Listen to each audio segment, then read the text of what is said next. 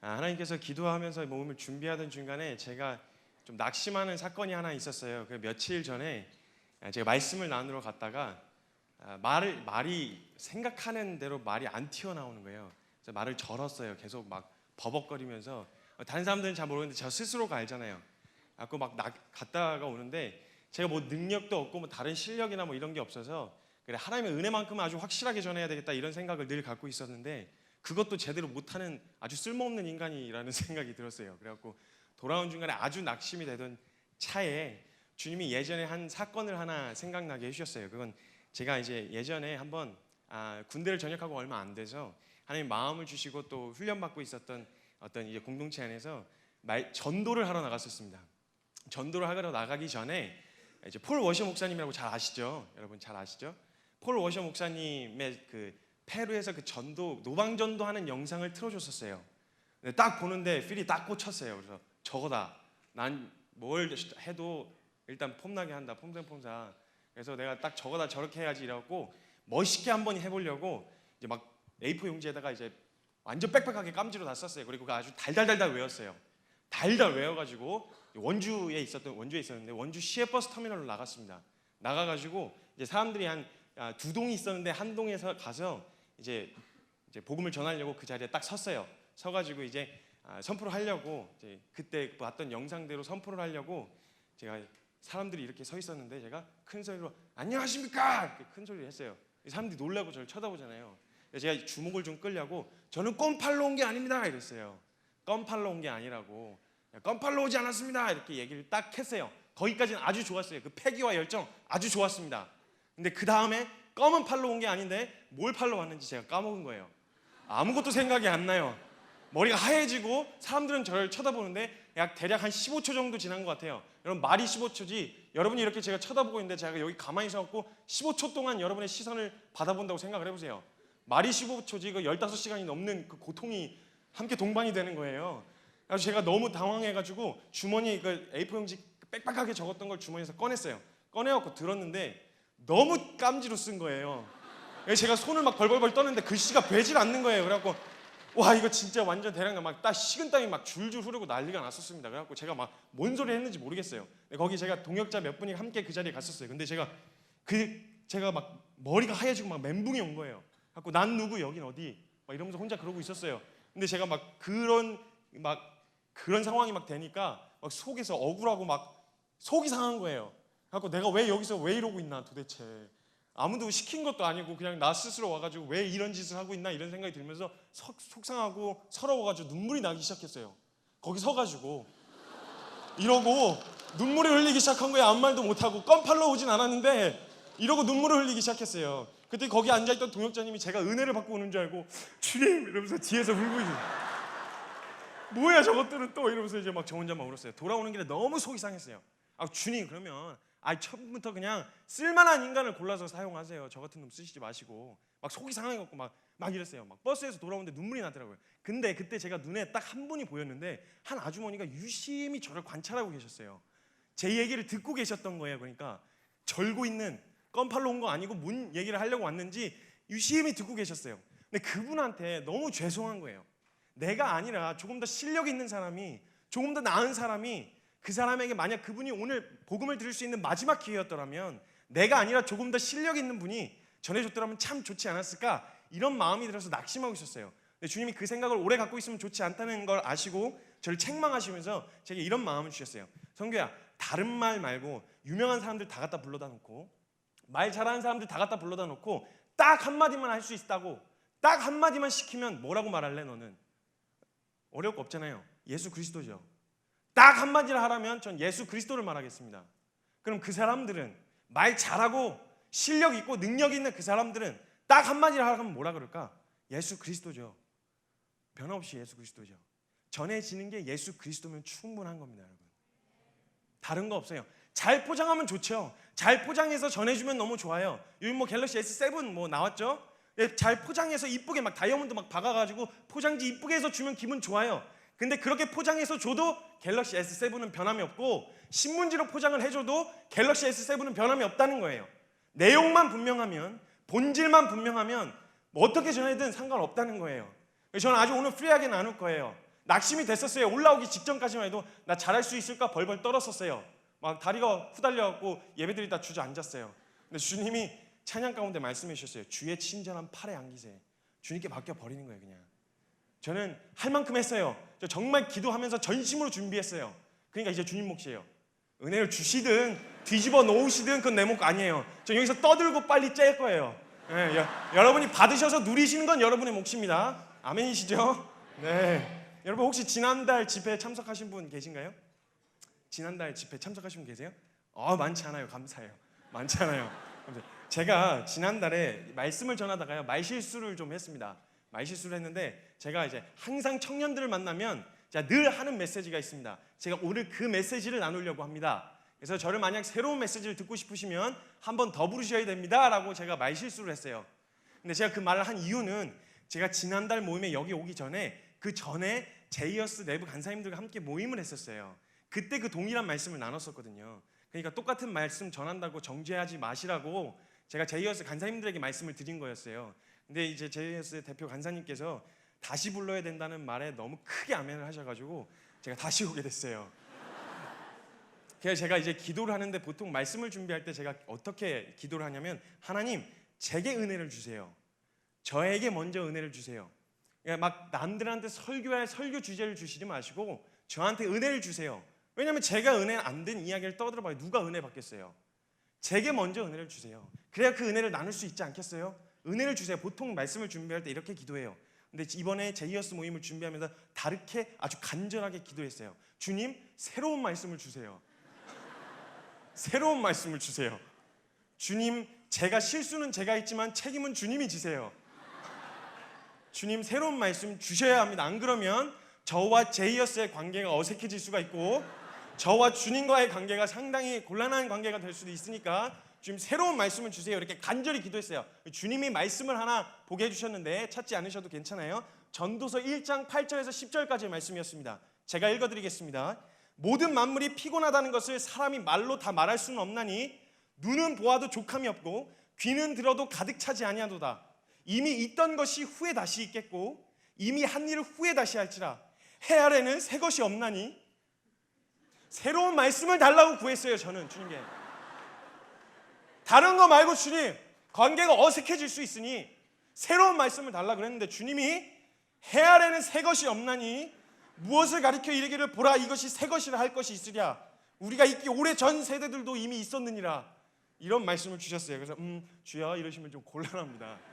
시간이 지금 얼마 남지 않았어요. 이러시면 곤란해요. 주님하고 저 사이가 굉장히 어색해져요. 주님. 그래서 주님 이랬는데 해 아래는 새 것이 없나니 계속 맴도는 거예요. 주님 새로운 말씀. 해 아래는 새 것이 없나니 사탄아 물러가라 막 이렇게 사탄아 물러가라. 해 아래 새 것이 없나니. 주님이 제게 깨닫게 해주셨어요. 말씀을 한 가지 말씀해 주셨는데 하나님의 말씀은 창세 때나 지금이나 다 한 번도 변한 적이 없었습니다. 아멘이신가요? 하나님의 말씀이 새로운 게 아니라요. 새로운 텍스트를 발견해내는 게 아니라 또 상황이 바뀌어서 새로운 무엇이 필요한 게 아니라 하나님의 말씀은 단 한 번도 변한 적이 없었다는 거예요. 세월이 흐르고 세대가 바뀌고 사람이 변해도 살아계신 하나님의 말씀은 2000년 전이나 지금이나 동일했단 말이에요. 그걸 선포하는 우리는 그걸 믿는 우리는 말씀을 변개시킬 수 없어요. 저는 그래서 오늘 새로운 말씀 안 나눌 거예요. 새로운 걸 나누겠다는 부담감을 떨쳐버렸습니다. 새로운 거 없어요 여러분. 새로운 거 나중에 주님한테 가서 구하세요. 네. 죄송해요. 너무 흥분했어요. 네, 그렇다고 똑같은 메시지는 아닙니다. 네.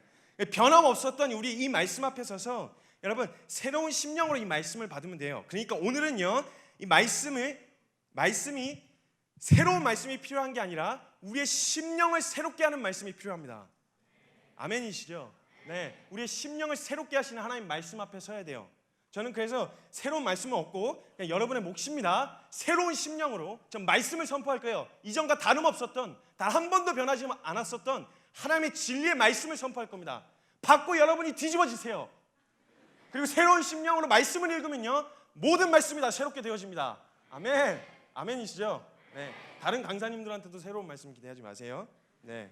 그래서 이 말씀을 주시려고요. 저한테 이 말씀을 깨닫게 하시려고 한 사건을 제게 허락하셨어요. 지난달 제이어스 모임 이후에 그리고 지금 시간까지 그 사이에 일어났었던 일이에요. 요즘 여러분 신천지가 난리도 아니잖아요. 예, 뭐 신천지, 구천지 난리도 아니라는 소문을 듣습니다. 근데 제가요 목동 CBS 앞에서 시위하는 영상을 보셨죠? 난리도 아니었어요. 제가 깜짝 놀랐습니다. 그게 제이어스 모임 마치고 나서 얼마 아니었거든요. 근데 제가 그때 제이어스 모임 때 하나님의 영광을 위해서 일어나야 된다고, 가만히 있을 수 있냐? 하나님의 이름이 땅에 떨어지고 모욕을 받는데 참을 수 있냐? 제가 막 이렇게 선포했었거든요. 근데 참을 수 없어야 하는 상황을 주님이 제게 허락해 주셨어요. 너나 서라, 니나 잘해, 이런 식으로 이제 주님이 제게 말씀해 주셨던 거예요. 근데 이 영상을 보셨으면 아시겠지만 거기 몰려 나온 사람, 되도 않는 소리를 믿고 튀어나온 인간들이, 사람들이 수천 수만이 된다는 거예요. 수천 수만이 몰려왔어요, 여러분. 말도 안 되는 소리를 믿고 튀어나온 사람들이 그래요. 여러분, 이만이라는 사람이, 사람이 영생불사라고, 이 사람이 영생불사래요. 안 죽는데요. 자기가 그리스도래요. 미쳐가지고. 불쌍한 인간 회개하고 돌이키길 바라는데 제 인간적인 마음으로 한편에 수많은 사람을 미혹해 한 그 대가 톡톡히 치르길 인간적인 마음으로 바래요. 주님은 회개하길 바라시겠지만 저는 그 대가 치르고 돌아가길 바래요. 개인적으로 그래요. 근데 여러분, 그 수많은 사람들 중에, 수만의 사람들 중에 70%가 청년이었다는 거 아세요? 거기 모여있는 청년들의 퍼센테이지가 70%가 그 자리에 모여 있었답니다. 제가 보고 있다가 참을 수가 없었어요. 여러분, 대한민국에 5만이 넘는 교회가 버티고 있답니다. 그리고 한때는, 지금은 많이 감소했다지만 전 국민의 4분의 1이 자기가 기독교인이라고 밝혔던 나라예요, 여기가. 근데 되도 않는 소리를 믿고 튀어나온 인간들이, 사람들이 70%가 남았어요. 수많은 사람들 중에 적어도 수천은 됐다는 거예요. 근데 우리 대한민국에 예수를 그리스도라고 믿는, 정통이라고 말하는, 진리를 믿는다고 사수한다고 말하는 우리 청년들 다 어디 가셨었어요? 하나님의 이름이 믿는다로 모욕을 받고 있는데 어디 계셨었어요? 나가지 않았다고 정죄 드리는 거 아니에요. 있는 자리에서 예수가 그리스도임을 당당히 밝히셨나요? 견딜 수가 없었어요. 저한테 그런 마음을 먼저 부으셨어요. 너는 그렇게 떳떳하냐? 제 안에 그런 마음을 부으셨었어요. 그래서 견딜 수가 없어서 튀어나갔어요. 집 밖에 있는 박스 하나 주셨어요. 주셔서 오직 십자가, 오직 예수 그리스도, 적어서 목동 CBS 앞으로 나갔어요. 그리고 나가서 그 앞에서 CBS 폐쇄운동, 서명운동을 하고 있는 사람들 앞에 가서 피켓을 두고 섰습니다. 섰어요. 저 다른 거 없었어요. 그 사람들 설득했죠. 논쟁하려고 간 거 아니었어요. 싸우려고 간 게 아니라, 여러분, 거짓이 거짓으로 드러났을 때야말로 진리가 진리 되어야 할 때 아닌가요? 거짓말이라고 한 게 밝혀졌으면 그럼 뭐가 진짜인지는 알려줘야 되잖아요. 아니라고 말했으면 진짜가 뭐냐는 거예요. 이 말이 아니라고 말했으면 예수가 그리스도라고 알려줘야 되잖아요. 그래서 나갔어요. 다른 의도 없었어요.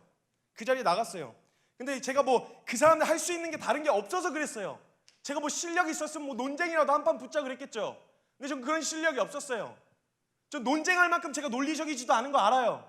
그리고 그 모든 사람들을 설득할 만큼 설득력 있지도 않아요. 그래서 그냥 제가 할 수 있는 걸 했어요. 나가서 들었어요. 제가 나가서 들었을 때 하나님께서 말씀을 주셨는데요. 요한일서 2장 22절 말씀에 보면 거짓말하는 자가 누구냐? 예수가 그리스도임을 부인하는 자가 아니냐? 아버지와 아들을 부인하는 그가 적그리스도라고 성경에 분명히 기록되어 있습니다. 그래서 제가 일부러 피켓에다가 뭐 신천지 아웃, 뭐 신천지 폐쇄 이런 거 안 적었어요. 이런 거 안 적고 그냥 오직 십자가, 오직 예수 그리스도만 적었어요. 만약에 제가 그 자리에 갔었을 때 그 사람들이 저를 말리면 자기네들이 적그리스도라고 인정하는 꼴 아니에요. 말씀이 그렇게 말하고 있잖아요.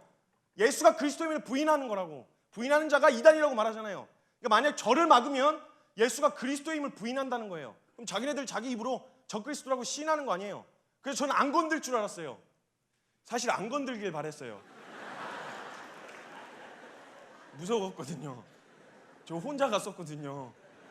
여러분, 이게 말이 쉽지? 여러분, 혼자 가보세요. 무시무시하게 막 뛰두르고 막 이러고 있는 사람들 앞에서 한번 해보세요. 엄청 무서워요.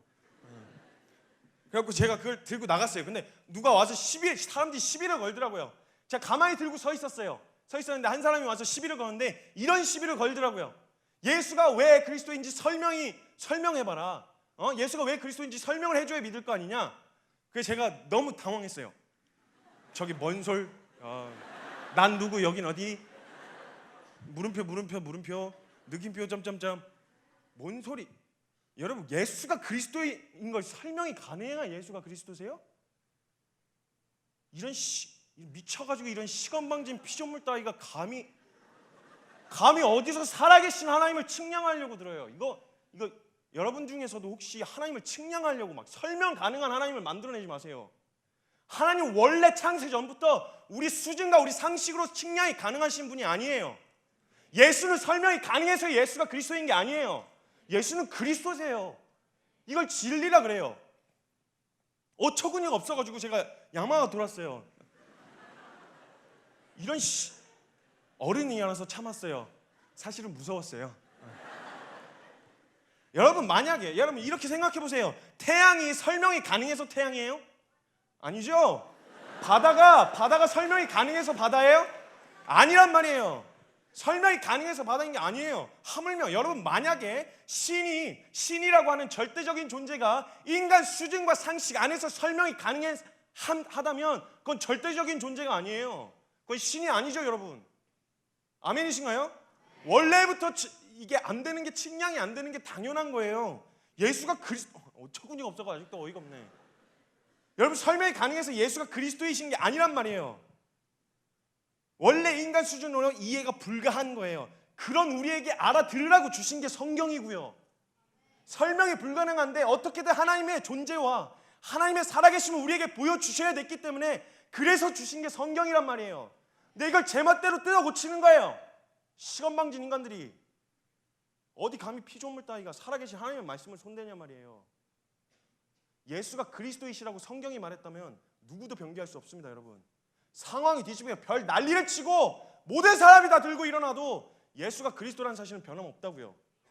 우리의 입을 틀어막아서 아무 소리도 못 지르게 하고 아무 말도 못하게 한다 하더라도 예수가 그리스도라는 사실은 변함없습니다, 여러분. 닭의 모가지를 비튼다고 새벽에 오지 안 오는 게 아니에요. 모가지 비틀어도 새벽은 와요. 아멘이신가요?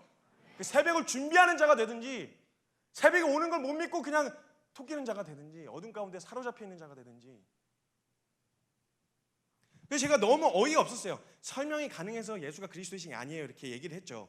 근데 여러분, 믿음은요, 그래서 믿음은 이해하고 나서 믿는 걸 믿는다고 말하지 않아요. 이해하고 그냥 납득이 됐으면 그냥 아는 거지, 그걸 믿음이 필요하지 않는단 말이에요. 여러분, 여기 물통이 있어요. 물통이 있어요. 그럼 내가 만지고 맛보고 보고 듣고 해서 물통이 있다는 걸 알면 돼요. 굳이 이 물통이 있는 줄 믿나이다 이렇게 믿을 필요가 없단 말이에요. 물통이 있는 줄 믿습니다. 믿어요. 저는 이 물통이 있는 줄. 이럴 필요가 없어요. 그냥 알면 돼요. 근데 하나님께서 우리에게 믿음을 주신 이유가 그래요. 살아계시지만 우리 눈에 보이지 않으니까 보이지 아니하는 하시는 살아계신 하나님을 누리라고 주신 게 믿음이란 말이에요. 믿음을 이해 가능해서 믿는 거 아닙니다, 여러분. 그냥 하나님으로 주신 게 그냥 누리라고 주신 게 믿음인 거예요. 그래서 히브리서 11장 1절에 말하잖아요. 믿음은 바라는 것의 실상이다. 바라는 바램, 소망, 아직 보이지 않는 것, 내게 지금 이루어지지 않은 그 바램을 실상, 지금 일어난 것처럼 누리는 게 믿음이라고요. 그리고 보이지 않는 것, 그러나 실제 하는 그것을 있는 것으로 여기고 믿고 누릴 수 있게 하는 게 믿음이란 말입니다. 그럼 믿음은 믿는 거예요. 보고 나서 믿는 건 믿는 게 아니에요. 아는 거지. 믿으면 보는 거예요. 살아계신 하나님의 영광을. 아멘이시죠? 믿으면 보리라 하셨어요, 주님이. 그래서 제가 말이 안 통하니까 이 다른 사람이 와서 이제 다른 얘기를 하기 시작했어요. 와가지고 자기에게 한기총이 무슨 짓을 했는 줄 아냐? 그 제가 어떻게 알아요? 한기총이 무슨 짓을 했는지 제가 어떻게 알아요? 와서 자기를 감금하고 돈을 갈취하고 막 이랬다 그러는 거예요. 조금 과장인 것 같아 보였어요. 너무 과장한 듯한 이제 좀 냄새가 나서 과장일 수도 있겠죠. 근데 여러분, 사실일 수도 있어요. 사실일 수 있단 말이에요. 그럴 수 있어요. 인간이니까 나약해서 연약해서 그럴 수 있어요. 그래서 그 사람들이 막 얘기를 하는 거예요. 막 자기 갈취했다, 막 자기를 억압했다, 막 감금했다, 막 이런 얘기를 해요. 그게 사실이라면 죄송하고 정말 죄송합니다. 그리고 돌이키고 회개해야죠. 그런데 그거랑 예수가 그리스도인 거랑 무슨 상관이에요? 연약했어요. 넘어졌어요. 실수했어요. 범죄했어요. 근데 그게 예수가 그리스도인 거랑 무슨 상관이에요? 연약하다고 예수가 그리스도가 아니게 되는 거예요? 물론 여러분, 예수 그리스도의 증인으로 예수님이 그리스도이라는 사실을 증명하면 너무 좋죠. 너무 감사한 일이죠. 근데 그렇게 하지 못했다고 예수가 그리스도라는 이 진리가 변개되는 게 아니란 말입니다. 변개되지 않아요. 연약해서 예수가 그리스도가 아니게 되어지는 게 아니에요. 우리가 연약하고 절망스럽고 부족하고 아무런 가망이 없어서 그래서 예수가 그리스도이신 거예요. 아멘이신가요?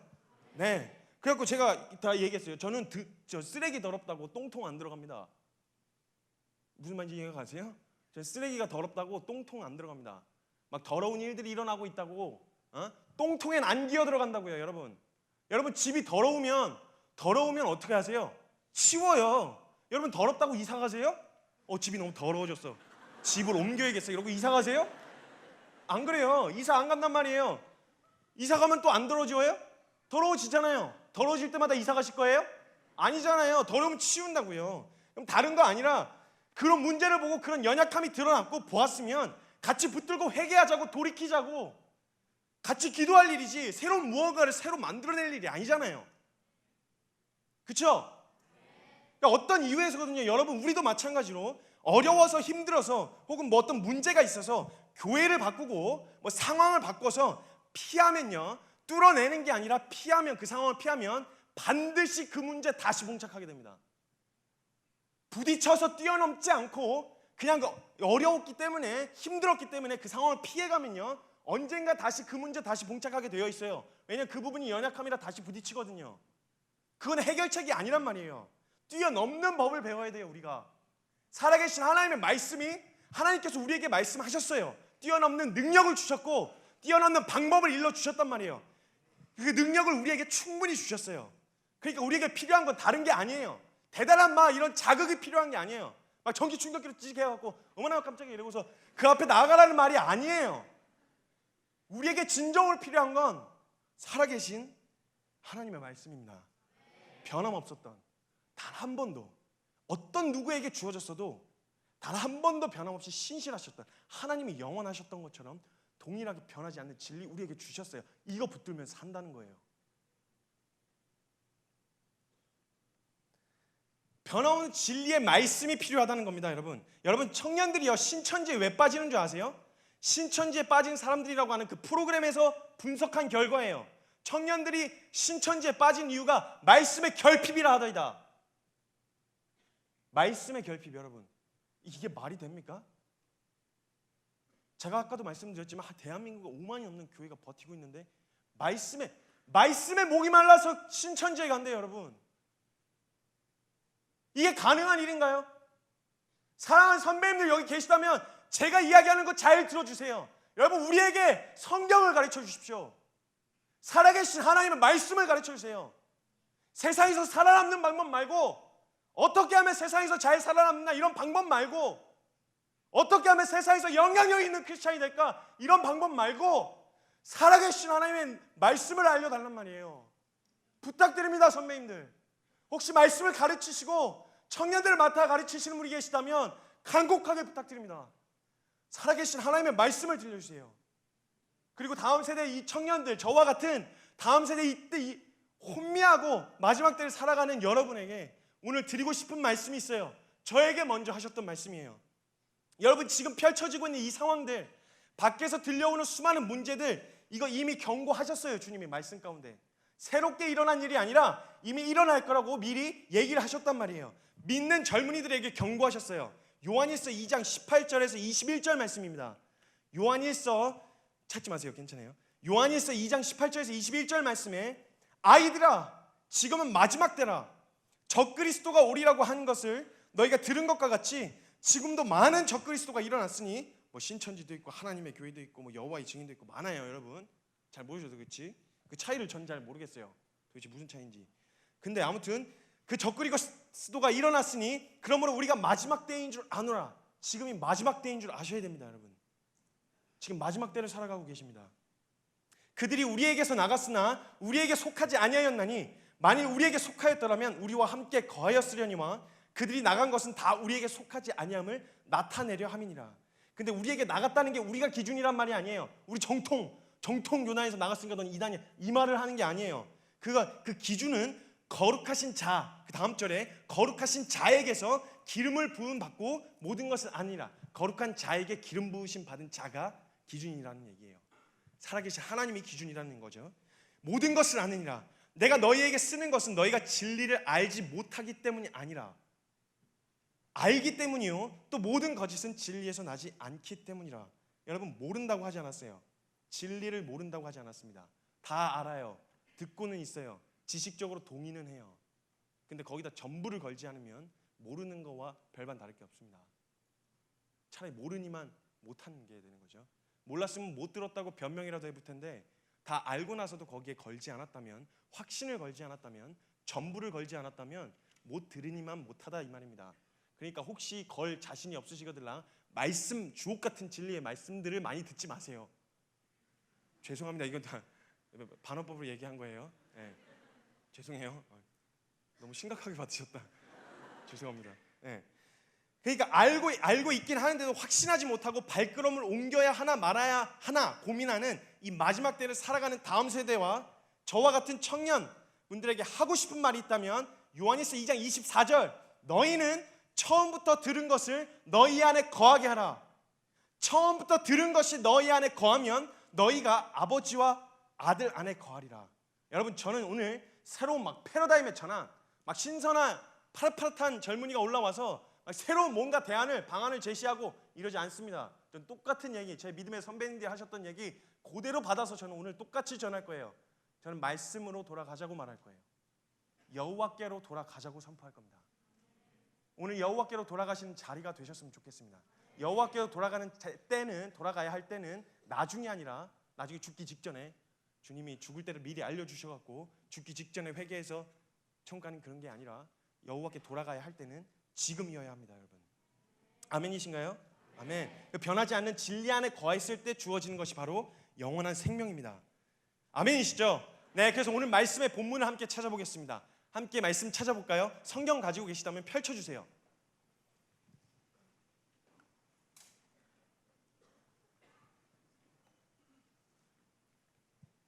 죄송해요. 본문도 안 알려드리고 호세아서 6장, 죄송합니다. 호세아서 6장 1절에서 3절입니다. 신약에서 찾으면 안 나와요. 구약에 있어요. 호 이렇게 써 있는 거. 호세아서 6장 1절에서 3절입니다. 찾으신 줄로 알고 우리 함께 읽도록 하겠습니다. 시작. 오라, 우리가 여호와께로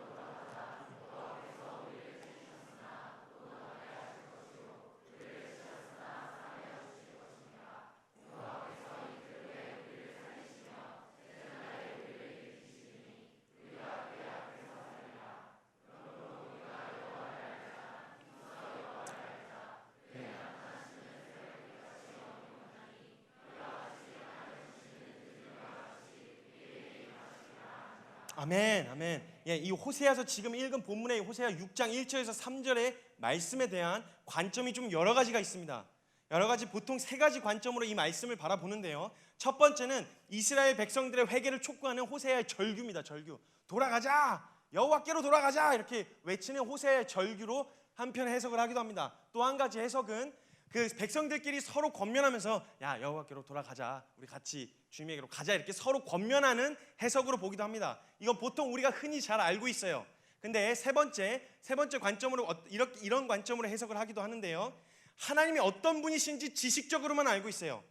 그 이스라엘이 그냥 흔히 우리가 알고 있는 진정한 돌이킴이 아니라 혼낸다니까 털리겠다, 야 그냥 가자, 오라는데 자꾸 가야지, 뭐 어떻게 해, 저렇게 소리 지르는데 가야지 이래가지고 가는 이런 불성실한 태도, 그냥 형식상의 회개를 말하는 해석이라고 적혀 있어요. 어떤 분 성경에는 아마 그 호세아서 6장 위에 백성들의 불성실한 회개 이렇게 적혀 있을 거예요. 타이틀이.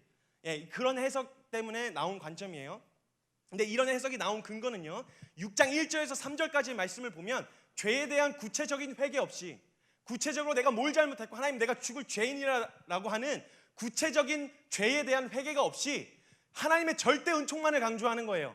하나님 오라, 여호와께로 돌아가자. 지금 우리 치시긴 치셨는데 낫게 해주실 거야. 무슨 변덕스러운 하나님도 아니고 때리고 나서 치료해주는 뭐 그런 하나님으로 막 이상하게 막 그렇게 설명하는 것 같이 보이는 그런 구절들이 나와요.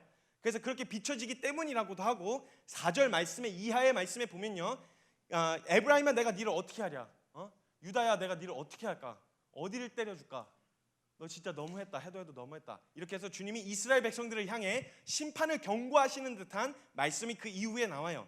너희 인애가 아침에 구름이나 쉬 없어지는 이슬 같도다. 너희가 회개하려고 아는 지식은 많아가지고 여호와께 돌아가면 산다는 지식은 아는데 제대로 회개나 돌이킴이 아니라 그냥 형식상으로 그냥 주님이 때리신다니까. 안 그러면 막 지옥 보내신다니까. 막 뜨거운 불구덩이에다 막 던지신다니까. 그래서 형식상으로 그런 척 하면서 잠깐 돌이켰다가 쪼로로 다시 원래 자리로 돌아오는 이런 쉬 없어지는 이슬 같은 너의 태도를 지적하시는 구절이 그 이후에 나오기 때문에 이게 그런 불성실한 회개가 아닌가라고 하는 해석이 있다는 거예요. 그런데 오늘 저는 그 어떤 해석에도 상관없어요. 돌이키라는 선포라면, 이 구절 적혀있는 구절의 본 말씀이 돌이키라고 하는 선포라면 절규하듯이 선포할 거예요. 돌아가야 한다고. 다른 데가 아니라, 다른 곳으로가 아니라 여호와께로 지금 돌아가야 한다고 절규하듯이 선포할 거예요. 호세아 선지자처럼. 그리고 만약 이 구절이 단지 위기 모면용의 형식상의 회개라면 회개의 진정한 의미를 회복하자고 말할 거예요. 진정한 의미, 돌아가는 것, 여호와께로 돌아가는 것이 무엇인지 이 진정한 회복의 의미를 오늘 이 시간에 회복하자고 함께 선포할 겁니다. 아멘이신가요? 네, 여러분 회개라고 하는 거 히브리어로 슈브라고 합니다. 슈브라고 하는데 이 슈브라고 하는 히브리어 사전에 보면 이 슈브를 return, turn back, 돌아간다, 돌이킨다, 돌아서다라는 의미를 갖고 있습니다. 그런데 여러분 우리가 흔히 생각하고 있었던, 우리라고 하지 않을게요. 죄송해요. 제가 흔히 회개라고 할 때 흔히 취하고 있던 태도가 있었어요. 여러분도 공감이 되시는 분도 있을 거고 안 되시는 분도 있을 거예요. 예를 들어 제가 그걸 묘사해 드릴게요. 제가 어떻게 회개에 대해 어떤 태도를 취하고 있었는지. 하나님하고 전혀 상관없이 제가 원하는 대로, 제가 꼴리는 대로 제가 그냥 삽니다. 걸어가요. 그러다가 어느 날 주님이 말씀하셨어요. 선지자를 통해서든 말씀을 통해서든 저에게 말씀하셨어요. 깨닫게 하신 거예요. 그리고 막 십자가의 은혜를 보여주기 시작해요. 막 내가 너를 위해 죽었다 막 이러면서 십자가에 매달리셔갖고 막 은혜를 보여주세요. 막 감격이 되잖아요. 가던 길에서 고개를 살짝 돌려요. 보니까 예수님 십자가가 있네.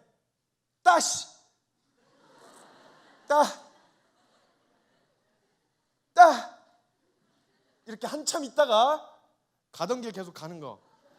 이게 제가 흔히 회개라는 것을 대할 때 취했던 태도였습니다. 혹시 이런 분 안 계시겠죠? 여기 오신 분들 중에 저같이 하신 분들은 안 계시겠죠? 그렇죠?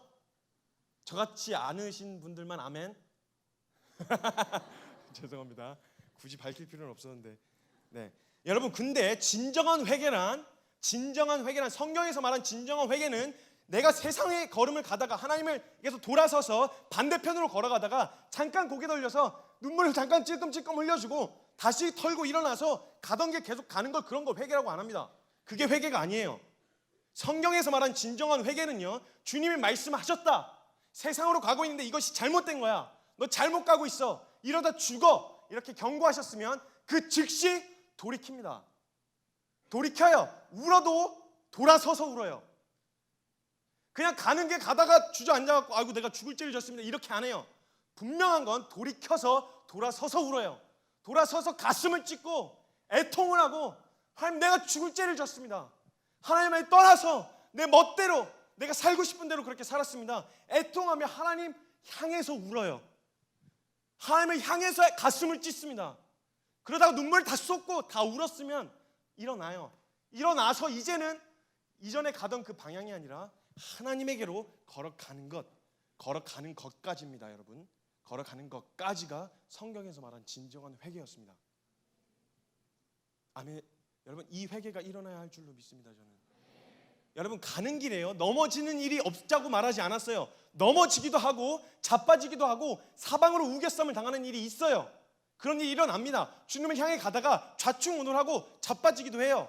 자빠졌는데 자빠진 게 다시 세상으로 돌아간 게 아니에요. 다시 일어나서 가던 길 계속 가면 돼요. 그게 믿음의 삶이란 말입니다. 그러니까 넘어짐을 두려워하지 않을 수 있는 거예요. 계속 날마다 회개하는 자리는 계속해서 주님을 향해 걸어가는 것이라고 말할 수 있습니다. 여러분, 아멘이시죠? 그래서 성경에서 말하는 이 진정한 회개가 가능하려면 여러분 충족되어야 하는 두 가지가 있습니다. 충족되어야 하는 두 가지 조건이 있는데요, 첫 번째는 잘못 가고, 내가 지금 가고 있는 길이 아주 잘못 가고 있다는 것에 대해서 아주 확실하게 알아야 됩니다. 내가 지금 가고 있는 게 잘못 가고 있어. 야, 이거 진짜 돌이켜야 된다. 돌이킴의 필요성을 말하는 거예요.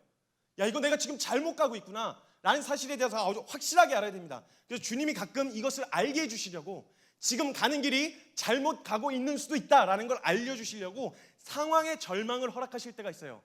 여러분, 상황 가운데 절망이 허락하시고 하실 때는 돌이키라고 하는 사인일 수 있다는 걸 잘 생각하고 분별해 보세요. 하나님이 가끔 이것을 우리에게 10년 가운데 우리가 막 너무 무뎌져 있어서 이걸 일깨워 주시려고 허락하신 상황일 수도 있다는 거예요. 그래서 그리고 또 회개할 죄에 대한 오해를 갖고 있어요. 회개할 죄에 대한 오해. 그러니까 여러분, 회개한다는 건요, 잘못 가고 있는 길에, 하나님을 떠나서 잘못 가고 있는 길에 길 가다가 보이는 죄의 몇 가지 열매, 도둑질했어요, 거짓말했네요, 사기쳤어요, 동생 때렸어요, 욕했어요, 이렇게 가는 길에, 세상으로 가는 길에 몇 가지 드러나는 죄의 열매를 따라는 말이 아니에요. 그런 회개를 말하는 게 아닙니다, 여러분. 그런 몇 가지 열매를 따라는 게 아니라 존재의 돌이킴을 말하는 거예요. 존재의 돌이킴, 방향을 바꾸라는 거예요. 잘못 가고 있었던 방향을 바꾸라는 거예요. 제가 가끔요, 제 부모님이 아주 유별나신 분들이었어요. 그러니까 제 이름을 김선교라고 지었단 말이에요. 나 진짜 여러분, 요즘에 자꾸 제 이름 갖고 놀려요, 사람들이. 유상무 상무 같다고. 김선교 선교사라 그러니까 유상무 상무 같다. 유상무가 누군지 몰라요, 전. 근데 자꾸 저한테 그래요. 그리고 막 빼도 박도 못하겠다 그러고 막 이름 갖고 놀리고 그러면 안 돼요. 부모님이 지어주신 이름 갖고. 어찌됐건 여러분, 그래서 아주 유별나신 부모님이었어요. 그래서 수련회는 다 쫓아다녔어요. 근데 수련회에 꼭 2박 3일이든 3박 4일 가면은 꼭 마지막 날 저녁에 한참 막 친해져가지고 막 감정이 막 이렇게 막 극에 차 있을 때 꼭 갖는 순서가 있잖아요. 그 조명을 다 꺼요. 무대에만 조명이 들어옵니다. 거기 십자가가 하나 놓여 있어요. 예수님의 십자가. 전도사님이 울상을 짓습니다, 갑자기. 저는 어둠 가운데서 컴컴한 데서 십자가를 바라봐요. 그리고 예수님을 막 묘사하기 시작합니다. 막 예수님이 우리를 위해서 막 물과 피를 막 이러면서 온몸을 막 뒤틀면서 막 십자가를 내가 너의 죄를 위해 내가 죽었다 막 이렇게 얘기하시는 것 같아요. 그럼 그걸 보면요, 꼭 예수님이 그 십자가에서 성규야 돌아와라 성규야 이렇게 하시는 것 같아요. 근데 너무 좀 부담스러워요. 제가 그렇게 막 온몸 막 사지가 막 뒤틀릴 정도 그런 죄를 진 적이 없거든요. 주님, 너 알겠어요, 가긴 가는데 너무 부담스러워요, 주님. 막 내가 너를 위해 막 이러면서 막 빨가벗길 정도는 아니잖아요. 제가 그 정도 심각한 존재는 아니란 말이에요. 아, 진짜 막 이렇게 해서 그랬던 기억이 나요. 제가 그런 태도를 취했다는 거예요. 그러니까 제가 죄의 몇 가지 열매, 그러니까 제가 열매를 봤을 때는 제 존재가 그렇게 심각한 상태라는 걸 못 느꼈어요. 아무리 그래도 저 이름이 성교인데 무슨 짓을 했겠어요, 해봤겠어요. 이렇게 하면 욕 한번 잘못했다가 죽도로, 저희 집 매가 죽도였어요. 죽도, 검도 죽도록 맞은 거밖에 없어요. 거짓말 한번 잘못했다가 죽도록 두드러 맞은 거밖에 없어요. 제가 지은 죄라고는 그게 다예요. 근데 무슨 예수님이 막 십자가에서 내가 너의 죄를 위해서 막 이렇게 하실 필요는 없단 말이에요. 막 부담스러웠어요. 그러니까 돌이킴의 필요성을 못 느꼈어요. 뭘 돌이키라고 하는 건지 도대체. 아니, 예수님 믿고 교회 잘 다니고 있는데 돌이킬 필요성이 뭔가? 그 돌이킴의 필요성을 못 느꼈다는 거예요, 제가. 근데 돌이키라고 하는 건, 존재적인 돌이킴이라고 하는 건 어디서부터 돌아서라는 거냐? 내가 원하는 삶, 즉 내가 주인이 되어서 사는 삶으로부터 돌이키라는 거예요. 하나님이 주인이 되시도록 하게 하는 돌이킴으로 돌아서라는 거예요. 만약 우리가 주인이 되어서 사는 삶은 그 어떤 누가 봐도 선해 보인다 할지라도 그건 하나님에게서 돌아서야 할 방향에 서 있는 걸 줄로 저는 믿습니다. 선해 보인다 할지라도 여러분, 많은 선행을 하고 많은 사람들이 존경받을 만한 일을 했다 할지라도 만약 자기가 주인이라면 하나님이 주인 되셔야 하는 자리로 돌이켜야 한단 말이에요. 이 존재적인 돌이킴을 회개라고 말하는 거예요. 이걸 분명하게 알아야 돼요. 잘못 가고 있다는 사실을 안다는 건요, 이 돌이킴의 필요성과 아주 깊은 연관이 있기 때문에 확실하게 알아야 된다는 거예요. 여러분, 문제를 해결하는 첫 걸음은요, 문제가 뭔지 아는 거예요. 문제가 뭔지를 알아야 문제를 해결할 거 아니에요. 그래서 주님이 문제가 뭐였는지 알려주시려고 십자가 앞에서 우리의 실상을 드러내신단 말이에요. 안 되는 거, 연약한 거, 하나님 앞에 절망스러운 거, 거룩할 수 없는 거, 의로울 수 없는 이 연약한 실상들을 드러내신단 말이에요. 이래야 어디서부터 돌이켜야 하는지를 알죠. 그걸 드러내실 땐 여러분 감사하셔야 돼요. 아, 내가 여기서부터 건진받은 거구나. 아, 내가 여기서부터 돌이켜야 하는구나 라고 깨닫게 해주시는 성령 하나님의 은혜란 말이에요. 그러니까 연약함에 두려워하지 마세요. 물론 아파요. 그걸 발견하면 가슴이 씁쓸하고 아프단 말입니다. 그런데 그것 자체가 우리가 막 우리는 안 된다 막 이런 결론을 주저앉아 있을 수 없단 말이에요. 아멘이시죠? 네. 그래서 마태복음 9장 12절 말씀에 보면요, 예수께서 들으시고 이르시되 건강한 자에게는 의사가 쓸데없다, 병든 자에게라야 의사가 쓸데있다고 말씀하셨어요. 그러니까 병든 자한테 의사가 필요한 거예요. 그죠? 그리고 죄인에게 은혜가 필요한 겁니다. 내가 만약 죄인인 줄도 제대로 알지 못하고 내가 복음이 필요한 존재라는 사실에 대해서 정확하게 알지 못하면 은혜는 결코 은혜 안 돼요, 여러분. 우리가 은혜를 그토록 사모하는데도 만약 은혜를 못 받고 계시다면 그건 아직도 어쩌면 은혜가 필요한 존재라는 사실에 대해서 알지 못하는 거예요. 아니면 인정하지 않고 있든지, 둘 중 하나입니다. 은혜를 그토록 사모해요. 은혜는요, 은혜가 필요한 자에게 주어지는 것이 은혜입니다. 은혜가 필요한 자만이 은혜를 구해요. 그 은혜를 누릴 수 있다는 거예요. 우리가 만약 살아가면서 아직까지 내가 왜 돌이켜야 되지?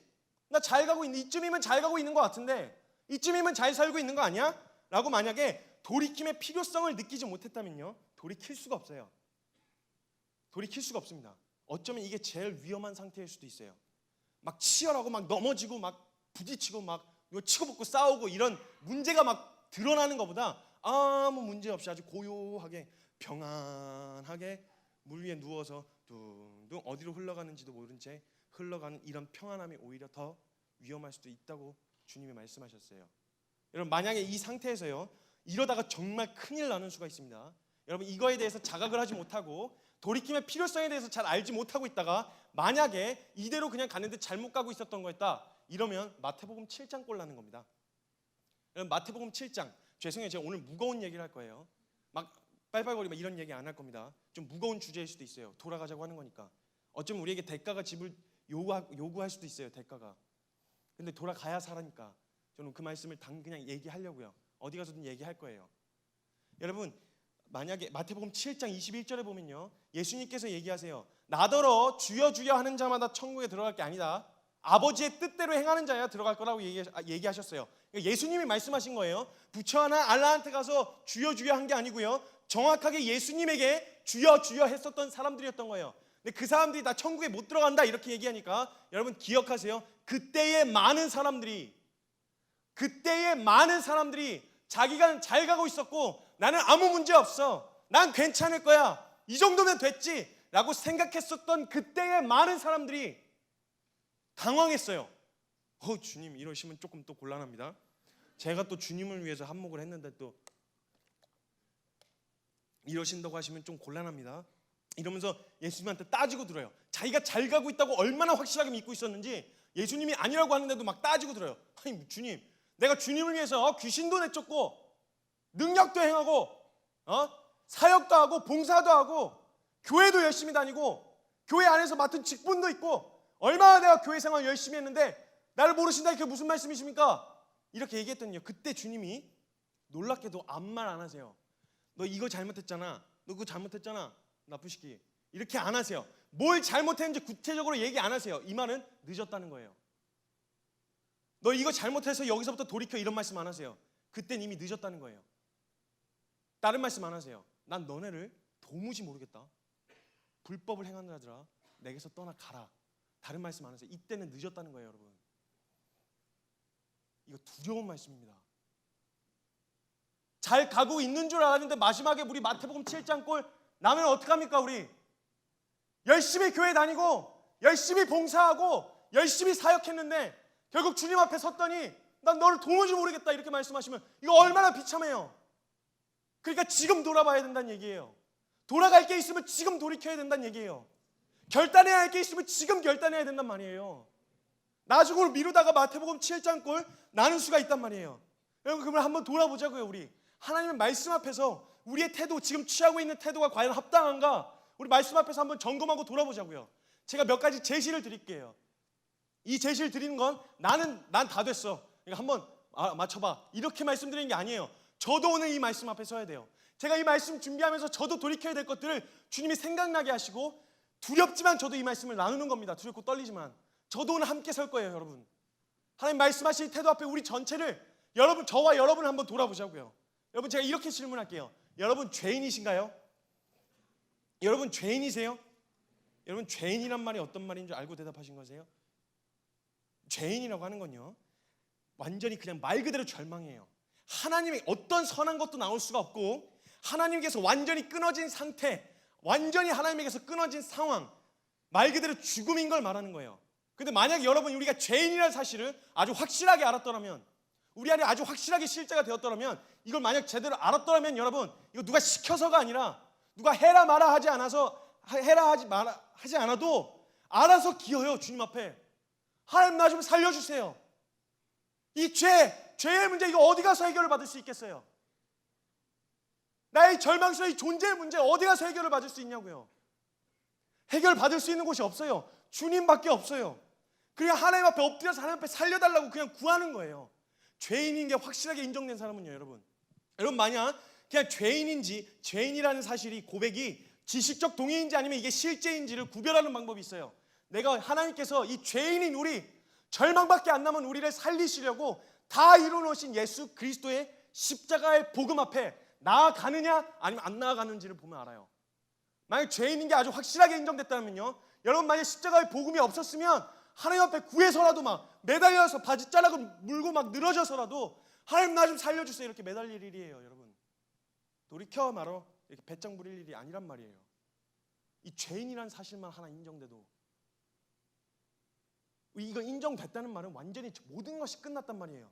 더 이상 살 소망도, 이 땅에 존재해야 할 이유도 사라졌다는 겁니다. 이게 인정됐는데 주님 앞에 나아가지 않는다? 인정된 게 아니에요. 지식적으로만 안 거지. 사람들이 하도 말하니까. 여러분 그리고 두 번째, 회개에서 성경적인 회개가 충족되어야 될 조건 두 번째는요, 돌이킬 곳이 있어야 합니다. 우리 어디로 가는지 잘못됐다라고 하는 사실에 대해서 아주 확실히 알았으면 이제는 돌이켜 가야 할 곳이 있어야 돼요. 내가 잘못된 줄은 알았어요. 이 길 가는 게 잘못된 줄은 알았는데 도대체 어디로 가야 되는지, 잘못된 줄 알았는데 이제 어디로 가? 이 길은 아니야. 그럼 어디야? 어디 길이야? 이렇게 된다는 거예요. 그러니까 돌이켰으면, 잘못된 줄 아주 확실히 알았으면 이제 돌아갈 곳이 있어야 돼요. 돌아갈 곳. 근데 이건 우리의 영역이 아니에요. 우리가 영역이 아니라 주님이 하셔야 되는 영역이에요. 근데 주님이 하셨어요. 이 일을 우리가 구하기 전에 우리에게 필요한 줄 아시고 이 일을 미리 이루어 놓으셨어요. 그리고 부르시는 거예요. 여호와께로 돌아가자고. 하나님이 다 이루어 놓으시고 우리를 부르시는 거란 말입니다. 명확한 방향이 제시되어야 돼요. 여러분 돌이킬 곳, 너 잘못됐어 얘기해 줬으면 이제 어디로 가야 되는지도 알려줘야 된단 말이에요. 성경이 기록하고 있어요. 히브리어 성경에도 6장 1절을 베나 슈바 엘 아도나이라고 해요. 죄송해요, 어려운 히브리어 썼어요. 엘 아도나이, 여호와에게로, 어디로까지를 분명하게 밝혔단 말이에요. 돌이키라고 선포할 때요, 여러분 성경에서 계속 얘기해요. 어디로 가야 하는지에 대해서 항상 말해요. 너 여호와께로 돌아가자. 여호와께 헤브론으로 올라가자. 적과 꿀이 오르는 향으로 따자. 내가 내게 지시할 땅으로 가라. 주님이 분명하게 어디로 가야 하는지까지도 말씀해 주셨단 말이에요. 근데 여러분 만약 돌이키긴 했는데 어디로 가야 되는지 확실하게 모르면 방황하기 시작합니다. 잘못된 줄 알았는데 세기를 지나오면서 여러분 수많은 개혁이 일어났습니다. 개혁이라고 하는 건 뭔가 아닌 것을 뒤집어 엎는다는 말이에요. 그죠? 아닌 거 이거 아니야. 그러니까 제대로 좀 나은 세상이 되도록 한번 뒤집어 보자. 이래갖고 뒤집기 시작한 게 개혁이란 말이에요. 근데 만약 뭘로 어디까지로 개혁을 정해놓지 않으면, 기준이 분명하지 않으면 여러분 다 뒤집어 엎어놓고 그때부터 공황 상태가 됩니다. 공황 상태에 빠진 거예요. 그래서 어디로까지인지가 굉장히 중요하다는 거예요. 여러분 그런데 청년들이요, 자기가 가는 삶, 자기가 사는 삶에 대해서 아닌 것까지는 알았어요. 근데 분명 말씀이라고 하는 것, 우리가 돌아가야 할 곳이 어딘지 분명하게 알려줘야 되잖아요. 이걸 제대로 안 들려줘서 신천지 같은 데 가는 거잖아요. 잘못되는 줄 알아서 그렇게 사는 게 다가 아니야. 여러분 애들 다 직장을 때려쳐요. 신천지 들어간 청년들이. 가족을 등져요. 가족을 등지라고 말씀드리는 거 아닙니다. 그만한 결단이 나오게끔 나오게 하는 거, 어디로 잘못 가고 있다는 거에 대해서 알아서 돌이켜야 되겠는데 어디로 가야 될지를 모르겠는 거예요. 그때 그 사람들을 붙들고 늘어졌던 게 신천지예요. 여러분 그렇게 방황하는 청년들이 수없이 널려 있는데, 밭이 휘어져서 추수할 게 널렸다고 말씀하셨는데, 내 교회, 우리 교회, 우리 사람, 내 가족, 이거 챙기느라고 지금 다 신천지 넘어갔잖아요. 이거 어떻게 하실 거예요, 여러분? 이 책임 여러분에게 물으시면 이거 어떻게 하실 거예요?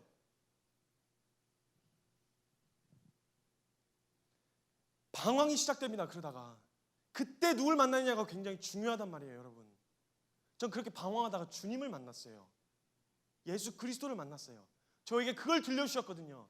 제가 난 이제 더 이상 못하겠다 이러고 있을 때 저에게 예수 그리스도에 대해서 알려주셨어요. 그래서 저 주님 만났잖아요. 그래서 이렇게 미쳐가지고 막 발광하면서 뛰어다니고 빨빨거리고 전국을 돌아다니고 있어요. 만약 한 명이라도 그 열심을 가졌던 신천지의 열심을 가졌던 청년들이 예수님만 만났으면 무슨 일이 일어났겠어요, 여러분? 막 가슴이 아프더라고요. 안타깝고 내가 조금만 지식이 좀 더 뛰어났으면 내가 말빨이 조금 더 나았으면 능력이라도 좀 있었으면 없어도 해야 될 일이지만 한 명이라도 붙잡고 저 설득해서 데리고 올 텐데. 여러분 누가복음 15장에 돌아온 탕자 이야기가 나옵니다. 아주 잘 아시죠? 근데 이 돌아온 탕자에게 그 방황의 시간이요 해피 엔딩으로 끝날 수 있었던 건 돌아갈 집이 있었기 때문이었습니다. 만약 돌아가서 돌이키면 두 팔을 벌려 맞이할 아버지가 있었기 때문이었어요. 돌아가고 싶어도 만약 돌아갈 길이 없고 돌아갈 곳이 없으면 돌아가고 싶어도 못 돌아가요. 여러분 그러니까 우리가 잘못 가고 있다는 사실을 알아서 돌이키려고 봤을 때 돌아갈 곳이 있구나, 돌아갈 길이 있구나라는 사실을 발견하는 순간 은혜라는 사실을 깨달아요. 야, 이거 열어놓으셨구나. 돌아갈 길을 열어놓으셨구나. 돌아갈 수 있는 길을 만들어 놓으셨구나. 돌아갈 곳이 있게 하셨구나. 나로 그 길을 걸어갈 수 있게 하셨구나. 은혜라는 사실을 여러분 깨닫게 되어지는 거예요. 그러니까 여러분 회개하자 선포하면서 두 가지 아주 확실하게 짚고 가셔야 돼요. 거룩하신 하나님 앞에 나아갈 수 있는 길을 활짝 열어놓으시는 이 하나님의 은혜와 우리가 돌이키면 주님 앞에 나아갈 수 있는 길을 이미 활짝 열어놓으신 이 하나님의 은혜와 내가 잘못 가고 있다는 것을 알고 확실하게 깨달아서 이대로 살면 안 되겠구나, 이렇게 가면 안 되겠구나라는 사실을 확실하게 깨달아서 돌이켜서 하나님의 뜻을 알고 하나님께 나아가고자 하는 자발적인 순종과 결단이 만나는 자리가 회개의 자리입니다. 회개도 은혜 없이 불가능합니다, 여러분. 내가 할까 말까 이렇게 취사 선택의 문제가 아니에요. 회개도 회개할 수 있도록 허락하신 하나님의 은혜 없이는 불가능한 일입니다. 그러니까 이 하나님의 회개할 수 있도록 길을 열어놓으신 하나님의 은혜와 내가 이 길이 잘못 가고 있구나라는 사실을 확실하게 깨닫고 돌이켜서 이제 자발적으로 주님을 따르기로 결정하는 이 순종이 만나는 지점이 바로 회개하는 자리란 말이에요, 여러분. 이게 진정한 회개예요. 근데 그 회개의 자리가 어디냐? 회개의 터가 되는 자리가 어딘고 하니 그건요 조금 복잡할 수도 있는데 제가 천천히 설명을 할게요. 거룩하신 하나님이 죄인인 우리를 죽이실 수밖에 없어요. 하나님의 공의로서는 죽이실 수밖에 없는데 살리고 싶어하는 이 간절한 마음과 그리고 그 마음을 알고 하나님의 마음을 알고 죽기까지 순종하셨던 그 순종이 만난 자리가 바로 그 회개하는 자리의 터가 되어집니다. 이해가 되시나요? 죄송해요, 너무 어렵죠. 제가 이게 설명할 수 있는 방법을 잘 몰라가지고 제가 무식해갖고 이해가 가시나요? 거룩하신 하나님이 죄인인 우리를 죽이실 수밖에 없는데 살리고 싶어하는 이 간절한 마음과 그리고 예수님이 그 마음을 알아서 죽기까지 순종하신 그 순종이 만난 지점이 그 자리가 바로 그 회개의 터가 된단 말입니다. 근데 그러니까 이 만났던 지점이 어디냐? 하나님의 마음과 아들의 순종이 만났던 자리가 어디냐? 십자가라는 거예요. 십자가. 그러니까 회개는 십자가로 가는 겁니다. 우리가 돌이켜 먼저 어디로 가야 하냐? 십자가로 가야 된단 말이에요. 우리를 살리시기 위해 그 길을 만드시려고 열어놓으셨던 그 자리, 그 마음, 하나님의 마음, 우리를 살리시려는 그 하나님의 마음을 알아서 죽기까지 순종하셔서 가셨던 그 자리, 거기가 바로 십자가란 말이에요. 회개는 여러분 십자가 앞으로 가는 거예요. 아멘이신가요? 네, 바로 그 자리가 하나님이 가장 기뻐하시는 속죄 제사를 드릴 수 있는 자리가 되어지는 거란 거예요. 여러분, 아브라함이요, 하나님이 진짜 기뻐하시는 제물을 하나님 앞에 올려드렸잖아요. 하나님이 진짜 기뻐하시는 제사를 올려드렸었어요. 근데 이 아브라함이 하나님께 드렸던 제사는 아브라함의 마음만 갖고 되는 게 아니었어요. 아들 이삭을 바치라고 하셨던 그 제사 있잖아요. 그건 아브라함의 마음만 갖고 됐던 게 아니에요. 적어도요 100살에 이삭을 낳았으니까 이삭이 장성하였으면 적어도 100 몇십 살은 됐다는 얘기예요. 그죠? 100 몇십 살이 됐는데 그 팔팔한 청년이 벌벌 떨리는 아버지 손에 묶여서 제단 위에 그냥 누웠던, 자발적으로 누웠던 이삭의 순종 없이는 그 제사가 완성될 수가 없었어요, 여러분. 아브라함의 마음만 갖고 되는 게 아니에요. 늙은 아비 손에 묶여서 제단에 눕는 순종이 있었단 말이에요. 이게 바로 십자가의 원리예요. 그런데 이 회개의 자리, 이 속죄 제사, 아브라함이 하나님 앞에 올려드렸던 이 제사의 자리에서 하나님께서 우리에게 보고 싶은 태도가 있으셨던 거예요. 그 자리에 나아가면 이 태도가 준비되어 있어야 돼요. 그건 바로 경외함입니다. 경외함. 하나님을 경외함. 아브라함이 그 자리에서 그 제사를 드렸을 때 하나님이 아브라함을 이렇게 말씀하세요. 창세기 22장 12절 말씀에 보면 독자까지도 네가 아끼지 아니하는 걸 봤다. 내가 이제야 네가 하나님을 경외하는 줄 알았다. 그 자리에서 하나님을 경외하는 자리로 그 자리에 나아갔을 때 주님이 그 제사를 기쁘게 받으신다는 거예요. 경외함이 준비되어야 합니다, 여러분. 경외함의 사전적인 의미는 조금만 집중해 주세요, 여러분. 다 너무 잘 집중해 주고 계신데 제가 너무 말을 어렵게 해서 너무 죄송해요. 근데 제가 표현할 수 있는 능력이 없어서 막 애 같아요, 저도. 조금만 집중해 주세요. 여러분, 경외함이라고 하는 이 사전적인 의미는요, 공경하고 두려워하다, 두려워함을 말해요. 두려워한다는 거예요. 근데 이 인격적인 존재, 그러니까 무생물체가 아니라 생명을 가지고 있는 어떤 것은요, 두려움이란 동기를 가지고 부여하면요 엄청 잘 움직여요. 통제가 엄청 잘 됩니다. 여러분, 대한민국 청년이요, 그 개성이 많고 에너지가 넘치는 20대 청년들이요, 수십만이 한 공동체에 몰려 있어요. 거기가 어디예요? 군대에. 근데 그 군대가 60년까지 유지해 오고 있어요. 엄청나죠? 그 개성이 넘치고 막 에너지가 팔팔 넘치는 청년들을 한 동작으로 걷게 하고 같은 시간에 일어나게 하고 똑같은 손을 올리게 하고 이렇게 움직이게 하는 건 그들을 어떻게 움직일 수 있었을까요? 두려움이란 동기를 준 거예요. 만약에 그거 말 안 듣거나 이러면요 인생 말아먹어요. 예, 세대는 거예요. 그래가지고 빨간 죽고 막 이러니까 그게 무서운 줄 알아요. 무서우니까 그냥 움직이는 거예요. 그대로 움직이는 거예요. 그러니까 여러분, 근데 이걸 제가 삶에 적용하려고 보니까 경외함이 두려워한다. 두려움이라면요, 제가 이걸 하나님을 경외한다면 하나님을 두려워한다는 거잖아요. 그렇죠? 근데 이 하나님을 경외하는 걸 삶으로 실제 적용해 보려니까 이게 정서상 용납이 잘 안 돼요. 하나님을 두려워한다? 여러분, 이렇게 톡 까놓고 인간적으로 이렇게 생각해 봅시다. 여러분 옆에 누군가가 칼을 들고 왔고 너 새끼 확 죽여버려. 너 확 죽여버려. 막 이렇게 막 쑤시고 막 겁을 주고 막 두려워가지고 두려워하는 존재를 옆에다 놓고 싶으세요? 그걸 끼고 살고 싶으세요? 끼고 살고 싶지 않으시죠? 그럼 막 너 막 다 죽여버릴 거야. 너 확 그냥 뻗쳐 이래갖고 막 오지 막 패는 그런 사람 옆에다 있고 싶으세요? 안 있고 싶으시잖아요. 그럼 하나님을 두려워하면요, 하나님을 두려워하면 하나님이랑 가까이 있고 싶으세요? 하나님 무서워. 하나님 너 확 지옥불에다 확 던져버려. 똑바로 해 확 막 이러면 하나님 옆에 있고 싶으세요? 아니잖아요. 그러니까 하나님을 경외함이라고 하는 의미가 저한테 실제적으로 잘 다가오지 않는 거예요. 그러다가 주님이 이 경외함이라는 것을 제게 깨닫게 해주셨어요. 여러분 두렵게 하는 거 그거 옆에 두고 싶지 않단 말이에요. 근데 내가 뭘 두려워하는 거예요? 무엇을 두려워하고 내가 회개하려는 이유가 뭐냐는 거예요. 그거 한번 그 동기를 살펴보세요. 여러분, 혹시 내가 하나님에게서 받을 징계나 대가가 두려운 거 아니에요? 하나님 말 안 들어가지고 빨빨거리고 내가 맛대로 막 다니다가 하나님이 어느 날 그 불같은 채찍을 집어 드셔가지고 일로 돌아와 이렇게 막 이렇게 막 때려가지고 돌아오라고 막 이렇게 해갖고 이런 채찍이 무서운 거 아니에요?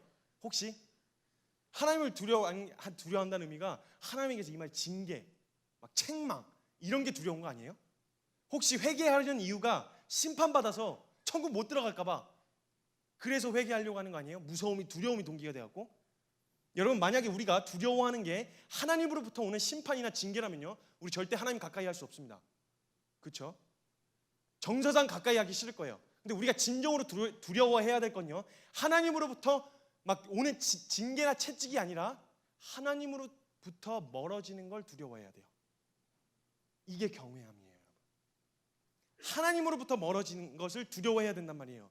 여러분, 만약 우리가 하나님으로부터 멀어지는 것을 두려워하면요, 죄로부터 멀어지는 게 가능해요.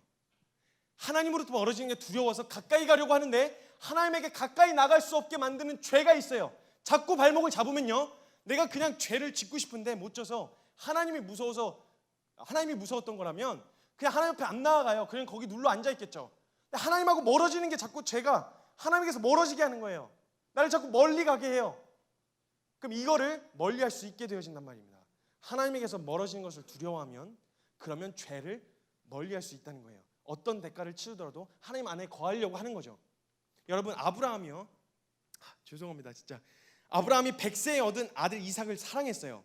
사랑했는데 그건 약속의 아들로서가 아니라 육신의 아비된 마음으로 아들 이삭을 너무 사랑한 거예요. 그래서 하나님의 약속을 까먹었어요. 그 전에 보면 나와요. 하나님의 약속을 완전히 까먹었어요. 왜 자기를 부르셨고 왜 아들 이삭을 주셨는지에 대해서 깜빡하셨어요. 나이가 많이 드셔가지고. 그래가지고 깜빡하셨는데 근데 하나님께서 아들 이삭을 바치라는 말씀을 해주셨어요. 이때 정신이 번쩍 든 거예요. 내가 약속을 까먹고 있었구나. 그리고 하나님의 약속에서 멀어져 있는 자신을 발견해요. 그리고 그것을 두려워했어요. 하나님에게 약속으로부터 멀어져 있는 거. 약속 때문에 부름받아서 나왔는데, 약속 때문에 본토 친척 아비집을 떠났는데 자기가 하나님의 약속에서 너무 멀어져 있는 걸 발견한 거예요. 이걸 두려워해요. 그래서 자기 자식인 아들 이삭을 바칠 수 있었던 거예요. 아들을 죽였다는 이런 나쁜 아버지 이런 인식으로 받지 마시고 하나님의 약속의 관점으로 봤을 때요. 근데 여러분, 아브라함은요 하나님의 약속을 기억했어요. 그래서 약속된 아들 이삭은 절대 죽음으로 끝나지 않을 거라고 분명히 믿었어요. 창세기 22장 5절에 보면요, 그 아들 이삭을 데리고 제사를 드리러 산으로 올라갈 때 아브라함이 종한테 얘기해요. 우리가 함께 하나님을 예배하고 우리가 함께 돌아오겠다, 이렇게 얘기해요. 그러니까 약속의 아들은 절대 죽지 않을 거라는 걸 알았어요. 왜냐하면 하나님의 약속이니까. 자기 육신의 마음이 뚝뚝 묻어 있어서 하나님의 약속에서 멀어진 이 태도를 보시려고, 이 태도를 교정하시려고 주신 상황이란 걸 알았던 거예요. 그래서 그렇게 이야기해요. 그리고 이거를 히브리서 11장 19절에 하나님이 능히 이삭을 죽은 자 가운데서 살리실 줄로 생각했어요. 믿었다는 거예요.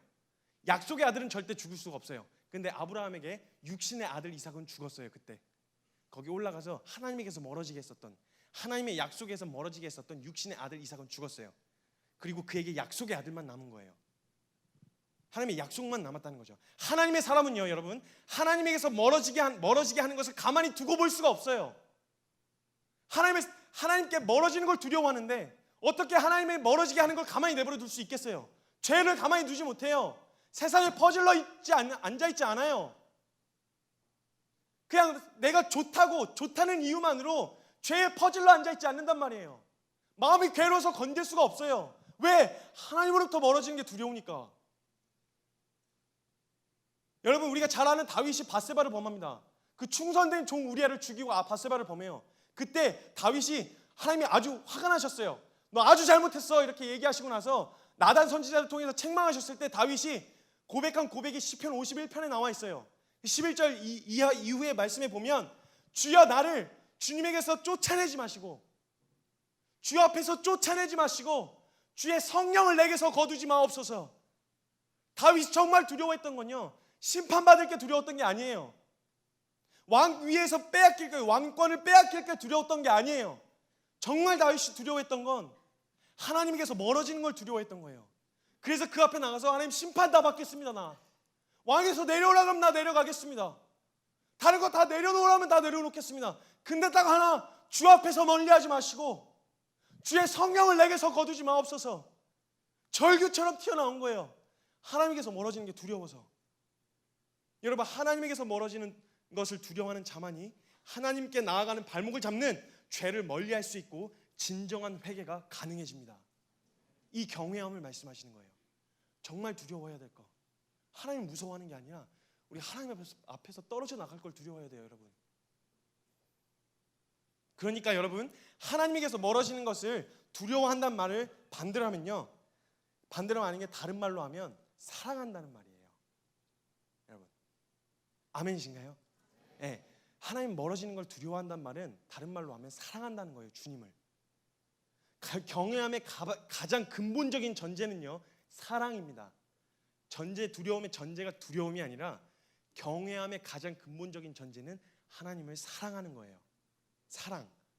아멘. 여러분, 말씀이 주님 이해를 제게 깨닫게 해주신 것만큼 제가 충분히 전달해드리지 못해서 참 죄송합니다. 그러나 제게 해주신 하나님의 은혜를 이렇게밖에 나눌 수 없어요. 주님이 깨닫게 하시는 지혜와 계시의 영을 이곳 가운데 부어주시길 간절히 기도합니다. 네, 이 사랑하니까 그분 앞에 나아가려고 할 거 아니에요, 여러분, 그렇죠? 그리고 사랑하는 주님에게서 멀어지는 것이 두려울 거 아니에요. 그래서 하나님을 사랑하기 때문에 내가 사랑하는 주님이 원하시지 않는 자리에 머물러 있을 수가 없어서 그 자리를 떠나는 거예요. 이게 진정한 회개입니다, 여러분. 하나님을 사랑해서 하나님이 기뻐하시지 않는 거, 나를 하나님에게서 멀어지게 하는 만드는 그것을 그냥 둘 수가 없어서 그 자리를 떠나는 거, 박차고 떠나는 거. 아까워서 어쩔 수 없이 이것도 버려, 이것도 버려, 이렇게 떠나는 게 아니라 기꺼이 하나님을 사랑하기 때문에 그분에게로 달려갈 수 있는 거. 이게 진정한 회개란 말입니다, 여러분. 여러분, 그러니까 우리가 돌아봐야 할 거는요, 주님을 사랑하는가를 돌아보면 돼요. 우리가 진정 주님 사랑하는가. 제가 앞에서 나눴던 몇 가지 구체적인 이야기들은요, 제가 사랑이라고 하는 의미, 진정한 의미를, 이 사랑이라고 고백하는 이 고백의 비중이 얼마나 비중이 있는 건지, 얼마나 무게가 있는 건지 여러분 알려드리려고 제가 했던 거예요. 요즘 사랑이라는 단어를 너무 값싸게 표현해서 주님을 사랑한다는데, 주님을 사랑한다고 고백은 하는데 세상도 사랑하는, 양다리 걸치는 이 일이 가능하진 않죠. 가능하진 않습니다. 사랑이란 말을 그렇게 값싸게 표현해서 사랑이 담고 있는 이 비중, 의미가 뭔지 설명해 드리려고 그 앞에 그렇게 어렵게 설명을 해드렸던 거예요. 그러니까 아주 쉽게 한마디로 결정하면 우리 정말 주님 사랑하느냐는 거예요. 그걸 한번 돌아보자고요. 여러분, 제가 돌아볼게요. 여러분, 제가 질문을 드릴 거예요. 여러분이 직접 진단하세요. 저도 돌아볼 거예요. 대답하지 마세요. 옆에 사람이 정죄할 수도 있으니까. 스스로 자기가 생각을 해보세요. 여러분, 주님 사랑하십니까? 여러분, 주님 사랑하세요? 아니, 주님을 사랑하시는 분이 한 10분의 1밖에 안 오신 것 같은데, 주님을 사랑하시는 분만 아멘 합시다. 아멘. 네, 많은 분들이 주님을 사랑하십니다. 여러분, 저는 여러분을 정죄하려는 게 아니라는 사실을 분명히 미리 밝히고 갑니다. 여러분, 주님을 사랑하시는 분들이 아멘 하셨어요. 그럼 여러분 눈을 잠깐 감아 보시겠어요? 잠깐만, 주무시지 마세요. 네. 사랑하면 전부를 쏟게 되어 있어요. 동의하십니까? 네, 사랑하면 전부를 쏟아요. 모든 에너지와 모든 시간, 열정을 드리기에 아깝지가 않은 게 사랑이 가지고 있는 속성입니다. 그럼 여러분 한번 돌아보세요. 눈을 감고 첫 번째로, 자, 아침입니다. 아침에 해가 떴어요. 둥근 해가 떴습니다. 여러분, 제일 먼저 짚는 거, 제일 먼저 생각나는 거, 제일 먼저 하는 거 생각하셨죠? 스스로 답하세요. 대답은 하지 마세요. 두 번째, 여러분, 하루를 마감하는 마음으로 하루를 마치는 거예요. 지금 하루를 마치는데, 여러분 하루 중에 24시간 중에 가장 많은 시간을 투자한 거, 가장 많은 에너지를 쏟은 거, 가장 많은 생각을 한 거 생각하셨죠? 세 번째로, 여러분 마태복음 7장에 보면 하나님이 나무는 그 열매를 보아 안다고 하셨어요. 우리가 정말 주님을 사랑하면요, 그 안에 거하는 사람은 예수 그리스도의 열매가 맺힐 거예요. 그죠? 그러면 우리의 삶에서 맺고 있는 열매, 일상생활에서 평상시의 삶에서 맺혀지고 있는 열매는 어떤 열매인가요? 예수 그리스도의 열매인가요? 대답하지 마세요. 자, 눈을 뜨세요. 자, 스스로 진단을 내리셨죠? 다시 한번 묻겠습니다. 주님을 사랑하시는 분만 아멘 합시다. 쉽지 않죠? 대답하기 쉽지 않죠? 간단하거든요. 돌아보는 거. 이 돌아보는 게 참 쉽지 않아요. 하루에 무슨 시간에 가장 많은 시간을 투자하셨나요? 무슨 생각을 하는데 가장 많은 시간을 투자하셨어요? 우리 주님을 사랑하는가 돌아보면 견적이 나와요. 여러분, 제가 이걸 한 청년에 내가 이걸 해보라고 시켰어요. 이거보다 조금 더 구체적인 내용이 있거든요. 제가 이걸 해보라고 시켰더니 그 다음날 저한테 카톡이 하나 날라왔어요. 오빠라고 불렀는데 죄송해요. 오빠, 저 구원 못 받은 것 같아요. 카톡이 하나 날라왔어요. 스스로 돌아봐야 돼요. 우리가 참 우리 스스로 볼 줄 몰라요. 여러분, 우리가 우리의 말에 속으면 안 됩니다. 여러분, 하나님께서 믿음의 유무, 그리고 주님을 사랑하는지 사랑하지 않는지를 판가름하는 기준이 우리의 말이 아니란 말이에요. 우리의 삶에서 드러난 열매를 통해 그것을 보신다고 말씀하셨어요. 주님을 사랑한다고 말하고 눈을 감고 두 손을 찬양하면서 주님을 사랑한다고 고백하는데, 만약 우리의 삶 속에서 그의 삶이 합당한 열매가 맺혀지지 않는다면 어쩌면 여러분 스스로 결론을 내려보세요. 내가 정말 주님을 사랑하는가? 내가 진짜 주님을 사랑하나? 넘어지는 연약함이 없다는 말이 아니라 연약한 가운데서도 사랑하는 주님께 붙어 있으려고 다시 일어나서 그리로 나아가나? 스스로 한번 보잔 말이에요. 누가 말하는 거 말고. 여러분, 진정으로 돌이키려면 여러분 정직해야 돼요. 그냥 은근슬쩍 넘어가줘야 해서는 안 된단 말이에요. 아니면 아니라고, 안 됐으면 안 됐다고 정직해야지. 안 됐는데도 된 척했다간 큰일 난단 말이에요. 여러분 사도행전 5장에 아나니아하고 삽비라가 나옵니다. 근데 그 아나니아하고 삽비라가 헌금을 했어요. 헌금을 했는데 되셨어요. 헌금을 하고 죽었어요. 아니 빚을 띵거 먹은 것도 아니고 헌금을 했어요. 땅을 팔아서 헌금했는데 죽었어요. 왜 죽었는지 아세요? 전부가 아닌데 전부인 척을 했어요. 땅을 팔아서 얼마만 헌금했다 그랬어요. 아니 그게 뭐 그렇게 큰, 솔직히 톡 까놓고 그게 뭐 그렇게 큰 잘못이에요. 죽을 만큼. 근데 그들이 잘못한 건 얼마만 헌금해서가 아니라 전부가 아니었는데 전부인 척을 했다는 거예요. 베드로가 물었어요. 한 번 더. 너 이게 전부냐? 그랬더니 전부라 그랬어요. 그럼 만약 한 번 더 기회가 주어졌더라면 전부가 아니었으면 아니라고 얘기했어야 되잖아요. 어쩌면 그들 살았을지도 몰라요. 한 번 더 전부를 드릴 수 있는 기회가 주어졌는지도 몰라요. 근데 전부가 아닌데 전부인 척을 했어요. 여러분 우리 전부 아닌데, 주님을 사랑하는 게 전부가 아닌데 전부인 척하면 안 돼요. 우리의 말에 속을 수 없단 말이에요. 여러분 없어서 못하는 거나 전부로 드렸는데도 턱없이 부족한 건 여러분 하나님 기쁘게 받으세요. 근데 하나님 거룩하십니다. 전부가 아닌 건 안 받으세요. 아멘이신가요? 네, 전부가 아닌 건 안 돼요. 과부의 동전 두립을 기뻐하셨던 주님이세요. 전부로 드린 마음은 주님 기쁘게 받으세요. 그게 크든 작든 상관없이. 근데 전부가 아닌 건 안 받으신다는 거예요. 여러분 어떤 형제가 저한테 이런 질문을 해왔어요. 어떤 청년이었어요. 비주얼이 남자인 제가 봐도 괜찮았어요. 정말 반듯했어요. 아주 바람직하게 생겼다는 거죠. 세속적으로. 근데 그 형제가 이제 저한테 질문해 왔어요. 성기사님 제가 하나님을 사랑하는 게 뭔지 모르겠어요.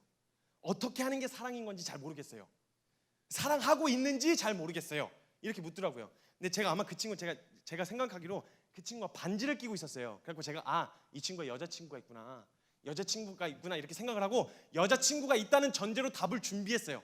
그래, 그렇구나, 그래, 그럴 수 있지, 그런 생각이 들 수 있어요. 이렇게 여자친구가 있을 거란 걸 전제로 답을 준비했단 말이에요. 그래서 제가 제 차례가 됐어요. 그래서 그래, 무슨 말인지 알겠다. 나도 그런 고민했으니까. 근데 너 형제 너 여자친구 있지? 이렇게 물어봤더니 갑자기 그 형제가 아니요? 이렇게 하는 거예요. 그래서 제가 당황했어요. 순간.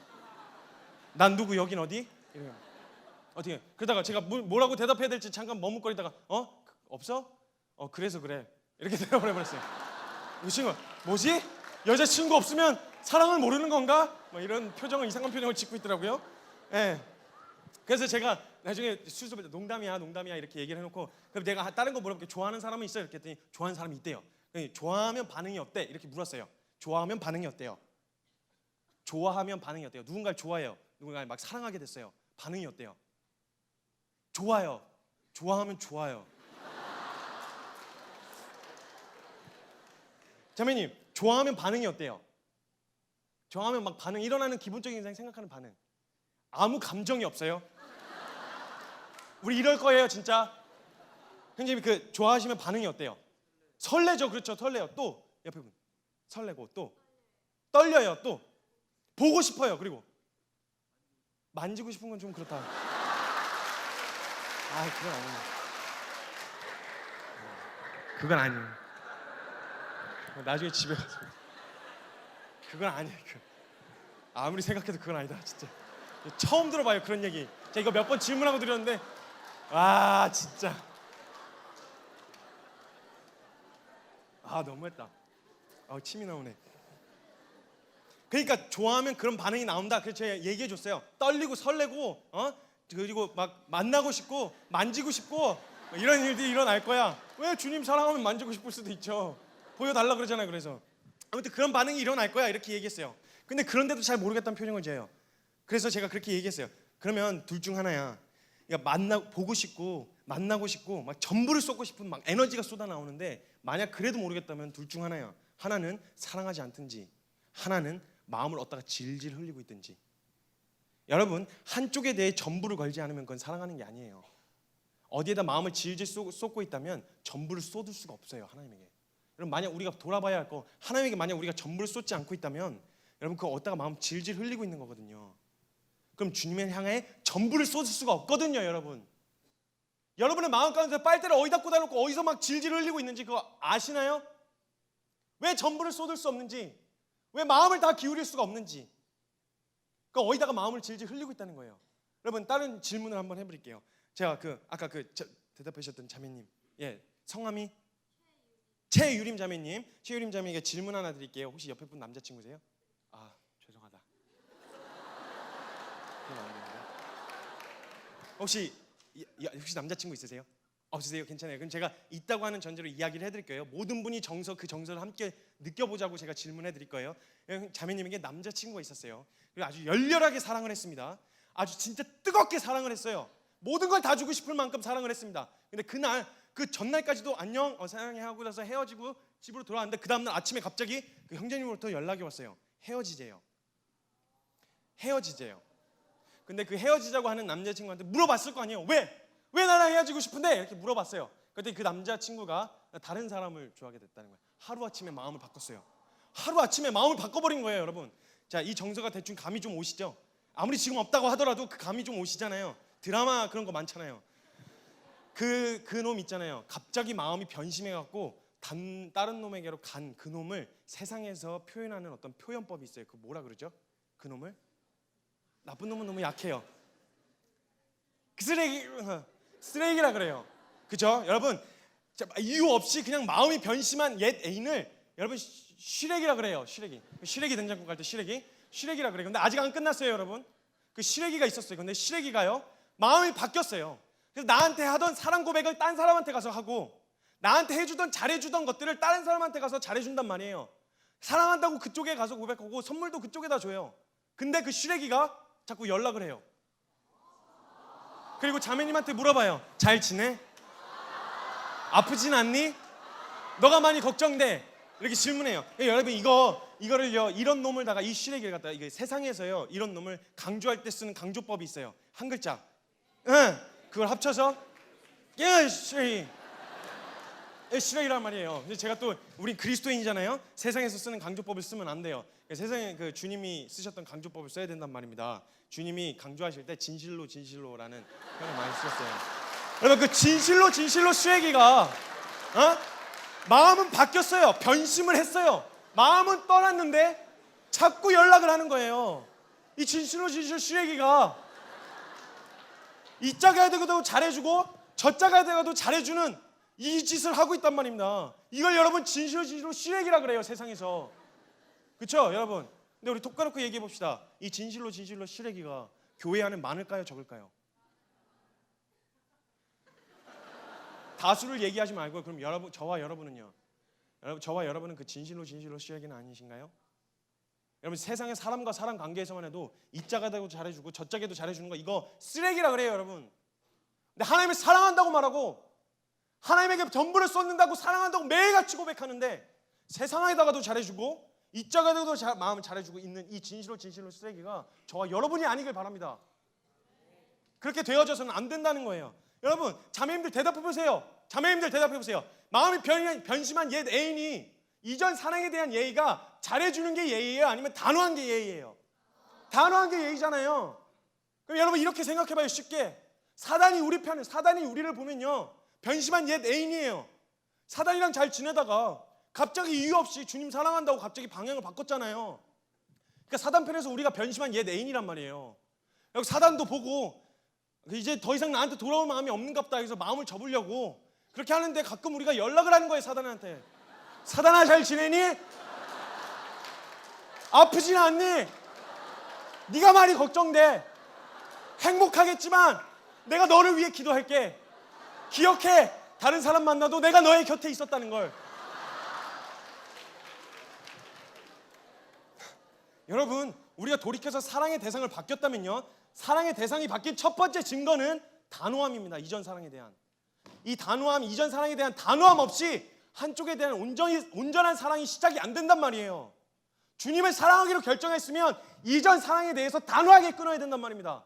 공격받을 수 있어요. 유혹이 들어올 수 있는데 그때마다 취하는 태도가 단호함이라는 겁니다. 여러분 하나님을 사랑하는데 여러분 사람과 사람 사이를 사랑하는데 이렇게 사랑하는데 하물며 주님을 사랑하는데 빨대 수십 개씩 꼽아놓고 마음이 어디로 흘러가는지도 모른 채 그냥 그렇게 있어서는 안 된단 말입니다. 여러분 그럴 수가 없어요. 그래서 주님도 사랑하고 세상도 사랑하는 일이 여러분 가능하냐는 거예요. 불가능합니다. 여러분 가능한 것 같아 보이지만 반드시 둘 중에 어느 것을 선택할래라고 선택의 기로 앞에 놓이면 반드시 한쪽을 선택하게 되어 있어요. 주님도 가끔 세상과 양다리를 걸치고 있는 인간들에게 한쪽에 대한 온전한 마음을 보시려고 그 두 개의 기로 앞에 세우실 때가 있어요. 그 사복음서에 나오는 부자 관원이 그래요. 부자 관원이 영생을 너무 소망했어요. 영생을 갖고 싶은데 부자 관원은 영생도 얻고 싶었던 거예요. 영생을 소망한 게 아니라 자기가 있던 재물, 명예 이런 거 다 갖고 그 플러스 알파 영생도 갖고 싶었던 거예요. 그래서 주님 그 기로 앞에 세우세요. 너 재물이야 영생이야. 여러분 이 기로 앞에 서시는 축복이 임하길 기도합니다. 주님이냐 세상이냐라고 하는 이 기로의 정확한 기로, 막 헷갈리지도 않고 아주 정확하게 알 수 있는 기로 앞에 여러분을 세우시길 여러분 기도합니다. 그래서 우리가 전부를 걸어 올인 안 하면요 전부로 주신 사랑 못 받습니다. 여러분 아멘이시죠? 네. 그리고 또 한 가지, 우리가 주님을 사랑하는지 알 수 있는 점검하는 팁을 계속 드리는 거예요. 우리가 주님을 사랑하는지 알 수 있는 거는요, 사랑하는 대상에게서부터 무엇을 원하는지를 보면 알아요. 사랑하는 대상에게서부터 뭘 원하는지를 보면 알 수 있다는 거예요. 사람과 사람이 만나면서도 각기 자신들이 사랑하는 대상에게서부터 원하는 무언가가 있어요. 그렇죠? 근데 여러분 사랑의 동기는 아주 순수합니다. 사랑의 동기는 사랑이에요. 사랑 이외에 그 어떤 동기도 필요하지 않아요. 왜 사랑하냐 물으면 답이 사랑하기 때문인 거예요. 다른 어떤 불필요한 이유도 첨가시킬 필요가 없단 말이에요. 추가되는 순간 사랑의 의미가 퇴색됩니다. 그 외에 다른 이유가 붙는 순간 사랑이라는 의미가 퇴색되는 거예요. 사랑의 동기는 사랑입니다. 사랑하기 때문에 사랑하는 거예요. 아멘이신가요? 사랑하는 사람부터 원하는 게 있는데요, 진짜 사랑하면 사랑하는 사람으로부터 오는 무엇, 사랑하는 사람으로부터 무엇을 원하지 않아요. 진짜 사랑하면 사랑하는 사람을 원해요. 다른 거 원하지 않는단 말이에요. 그 사람이랑 함께 있으면 되는 거예요. 밥 못 먹어도 괜찮아요. 뭐 거창한 데이트 못해도 괜찮아요. 이벤트 못해도 괜찮아요. 그 사람 정말 사랑하면 그 사람이랑 같이 있는 것 자체가 만족한단 말이에요. 이게 만약 우리 주님을 사랑하면 주님에게서 원하는 게, 주님 나 성공하게 해주세요, 잘 나가게 해주세요, 원하는 대학 붙여주세요, 원하는 직장에 취직시켜주세요, 이런 말 안 한다고요. 그냥 주님이 함께 하시면 그걸로 충분한 거예요. 다른 이유 없이. 그래서 가난해도 괜찮아요. 불편하긴 해요. 답답하기도 하고. 근데 가난해도 괜찮은 거예요. 좀 불편해도 괜찮은 거예요. 주님이 나와 함께 하시니까. 세상 끝날까지 너희와 항상 함께 있으리라. 이거는 잘 나갈 때만 해당되는 말씀이 아니에요. 우리가 가장 바닥을 치고 있을 그 순간에도 주님 함께 하신다는 거예요. 이걸 누리는 진짜 사랑하는 사람은 누릴 수 있다는 거예요. 여러분 사랑하는 대상과 함께하는 그것이면 충분한 사람, 얼마나 행복한가요? 여러분 사도 바울이 고백했던 빌립보서 4장 말씀처럼, 4장 11절 말씀처럼 내가 궁핍함으로 말하는 것이 아니라 나는 어떤 형편이든지 나는 자족하기를 배웠느니, 여러분 자족이 가능해지는 거예요. 주님을 진정으로 사랑하면 부요함에도 처할 수 있고 궁핍함에도 상관없이 언제든지 주님하고 함께 할 수 있다는 거예요. 아멘이시죠? 네, 이게 바로 주님을 사랑하는 자, 세상에서 돌이켜 주님을 향해 있는 자들이 갖는 태도라는 겁니다. 여러분 이런 태도만 가지면 주님 앞에 나아갈 수 있는 길이 활짝 열려 있는데, 혹시 우리에게 주님에게로 나아가지 못할 이유가 있으신가요? 그럴 만한 이유가 있으신가요? 세상에 대한 마음을 접고 주님을 사랑하기로 지금 결정하기가 어려운 이유가 있나요? 끌어와 보세요. 주님이 우리 사랑하신 그 이유를 다 갖다 붙여 보세요. 주님을 사랑하지 못할 이유, 주님께 나아가지 못할 이유 어디 있어요? 주님이 우리 이렇게 사랑하셨는데. 여러분 그럴 만한 이유 없습니다. 여러분 세상 어떤 절망스러운 이유를 다 갖다 붙여봐도 우리가 지금 주님을 따르지 못할 이유 없다고요. 지금 돌이켜 주님께 향하지 못할 이유가 없단 말입니다. 여러분 출애굽기 33장에 애들이 금송아지를 금신상을 만들어서 막 섬겼어요. 진멸할 위기에 놓이자 그래서 이스라엘 백성들이 자기의 장신구들을 다 떼어내요. 하나님 앞에 진멸당할까 봐. 여러분 우리 하나님 앞에 나아가는데 별것 아닌 이 장신구들 못 떼어내실 것 같아? 못 떼어내시겠어요? 불필요한 거, 하나님 앞에 나아갈 때 불필요한 것들 이 떼어내는 게 그렇게 힘드신가요? 돌아갈 길을 열어놓으시기 위해 주님 하나님이 우리를 위해 무슨 짓을 하셨는지 아세요? 여러분 이거 알면은 세상과 주님 사이에서 배부른 흥정 안 합니다. 할 수가 없어요.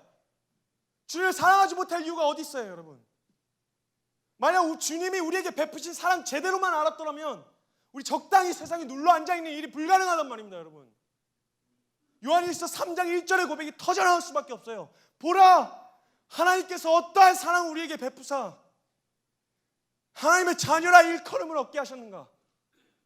우리가 그러하도다. 우리가 그 사랑 받아먹고 사는 사람들이잖아요, 여러분. 근데 지금 주님 앞에 돌아가지 못할 이유가 어디 있어요?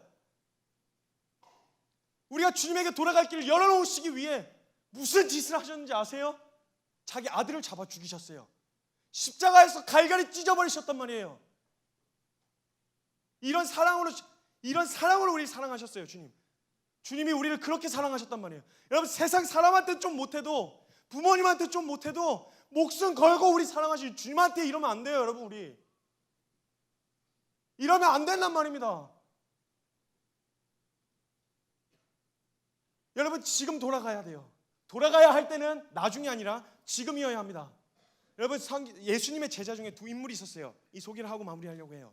예수님의 제자 중에 두 인물이었는데 똑같이 넘어졌어요. 똑같은 연약함을 갖고 있었어요. 너무 다른 결과를 맺었던 인물이었어요. 한 명은 가룟 유다입니다. 또 다른 한 명은 베드로입니다. 가룟 유다는 성경에서도 뭐 인물 배경이 별로 잘 설명이 안 돼 있을 만큼 아주 미스터리한 인물이에요.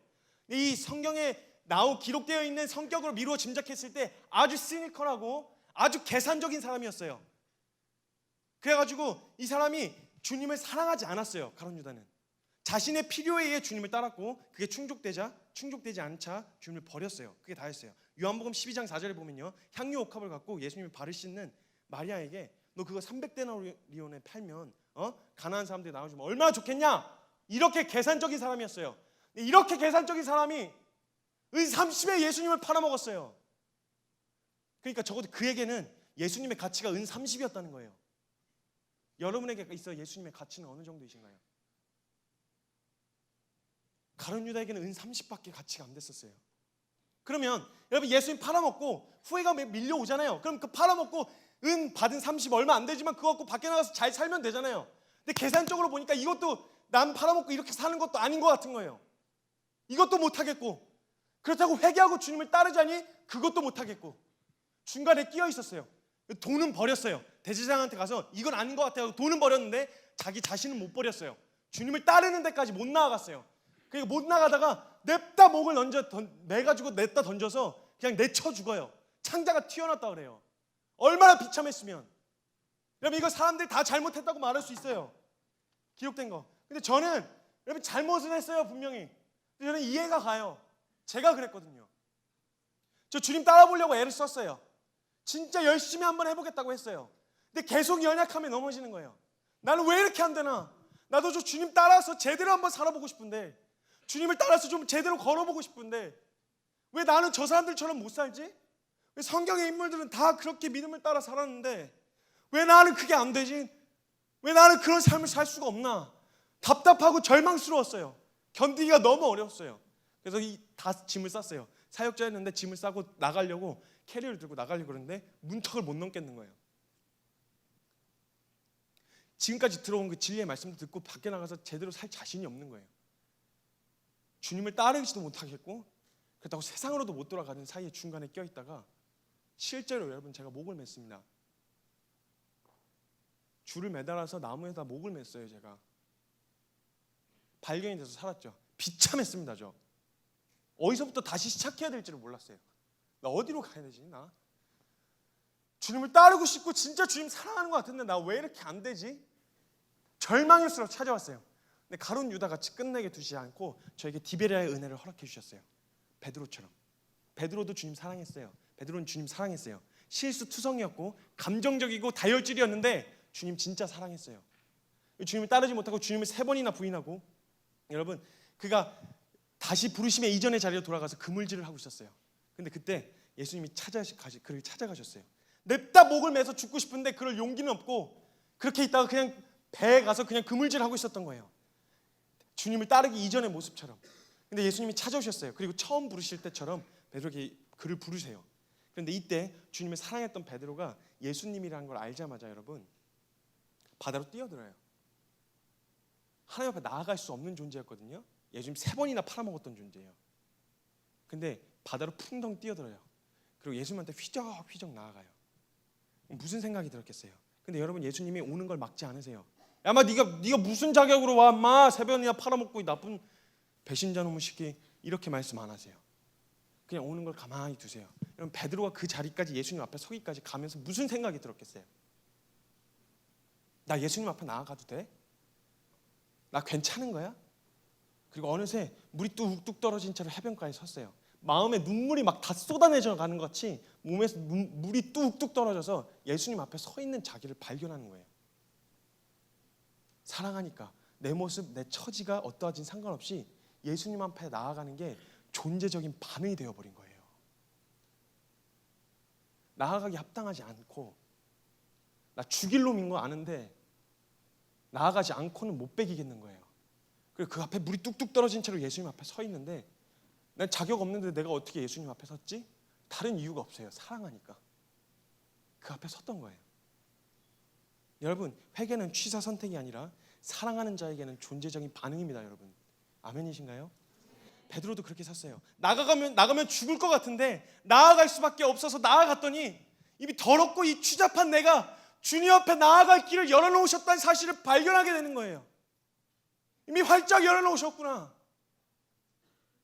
하나님 앞에 나아갈 수가 없는데 나 이 추잡해서 이 더러운 존재가 거룩하신 주님 앞에 설 수가 없는데 내 하나님이 이미 나아올 수 있도록 활짝 길을 열어놓으셨구나. 이 사실을 여러분 발견하게 되는 겁니다. 여러분 이거 발견하면요 못 돌아서요. 다시는 이 은혜 발견하면요 절대 다시 뒤 못 돌아섭니다. 사로잡혀서 계속 그게 갈 수밖에 없어요. 연약함이 발견되면 더 은혜 필요한 줄 알고 그냥 구하며 나아가는 거예요. 여러분 회개도 돌이킬 길을 열어놓으신 은혜로만 가능하다는 사실을 여러분 이 시간 오늘 깨달았으면 좋겠습니다. 아멘이신가요? 여러분 혹시 이 자리에 혹시 용서받지 못할 것 같은 두려움에 사로잡혀 계신 분 계신가요? 혹시 어디서부터 다시 시작해야 될지 모르시는 분 계신가요? 정말 주님에게서 멀어진 것 같긴 한데 어떻게 돌아서야 되지? 어떻게 다시 시작해야 되는지 몰라서 지금 방황하고 계신 분 계신가요? 나 같은 놈이 어떻게 주님을 따를 수 있겠어? 내가 무슨 그리스도인이야? 내가 무슨 사역자야? 내가 무슨 하나님의 백성이야? 이렇게 스스로 정죄하고 계신 분 안 계신가요? 여러분 잘했다는 건 아니에요. 대가를 치르면 치러야겠죠. 근데 여러분 괜찮습니다. 괜찮아요. 돌아가면 살아요. 여러분 돌아가면 삽니다. 그럼 비참한 가운데 있어도 지금 돌아가면 살아요. 돌아가면 그리고 알게 돼요. 은혜라는 거. 내가 이룬 거 말고 내가 노력해서 얻어낸 거 아니라 처음부터 끝까지 은혜였다는 사실을 알게 되어지는 거예요. 여러분 이 은혜 알게 되면 절대 못 돌아섭니다. 그리고 여러분 이 은혜에 사로잡히면요 나가서 외칠 수밖에 없는 거예요. 돌아가자. 여호와께로 돌아가자. 여호와께서 우리를 찢으셨으나 다시 싸매어 주실 것이라. 여호와께서 우리를 찢으셨으나 다시 회복시켜 주실 것이다. 여호와께로 돌아가자. 자기들이여 여호와께로 돌아가자. 이렇게 여러분 외칠 수밖에 없습니다. 여러분 이게 은혜 입은 자로 서는 거예요. 다시 돌아올 수 없는 길을 가는 사람, 그게 은혜 입은 자의 삶입니다. 이 자리로 함께 나아가실 분 계신가요? 저는 여러분 지금 여호와께로 돌아가려고 합니다. 저 지금 하나님 앞에 떠나서 멀어져 있었던 것들 내려놓고 대가 치르고 저 지금 주님 앞에 돌아가려고 합니다. 저와 함께 여호와께로 가실 분 안 계십니까? 혹시 계신가요? 우리 함께 저와 함께 여호와께로 돌아가실 분 자리에서 일어나셨으면 좋겠습니다. 우리 마음의 결단을 해서 자발적으로 여러분 억지로 가야 되니까 가는 거 말고 이런 불성실한 회개 말고 오늘 이 시간 우리가 회개의 진정한 의미를 회복합시다. 회개의 진정한 의미를 회복합시다. 여러분 여호와께로 돌아가자. 여호와께로 돌아가자. 우리 이렇게 함께 기도하며 나아갔으면 좋겠는데요. 여러분 이 시간 두 손을 좀 주님 앞에 들었으면 좋겠습니다.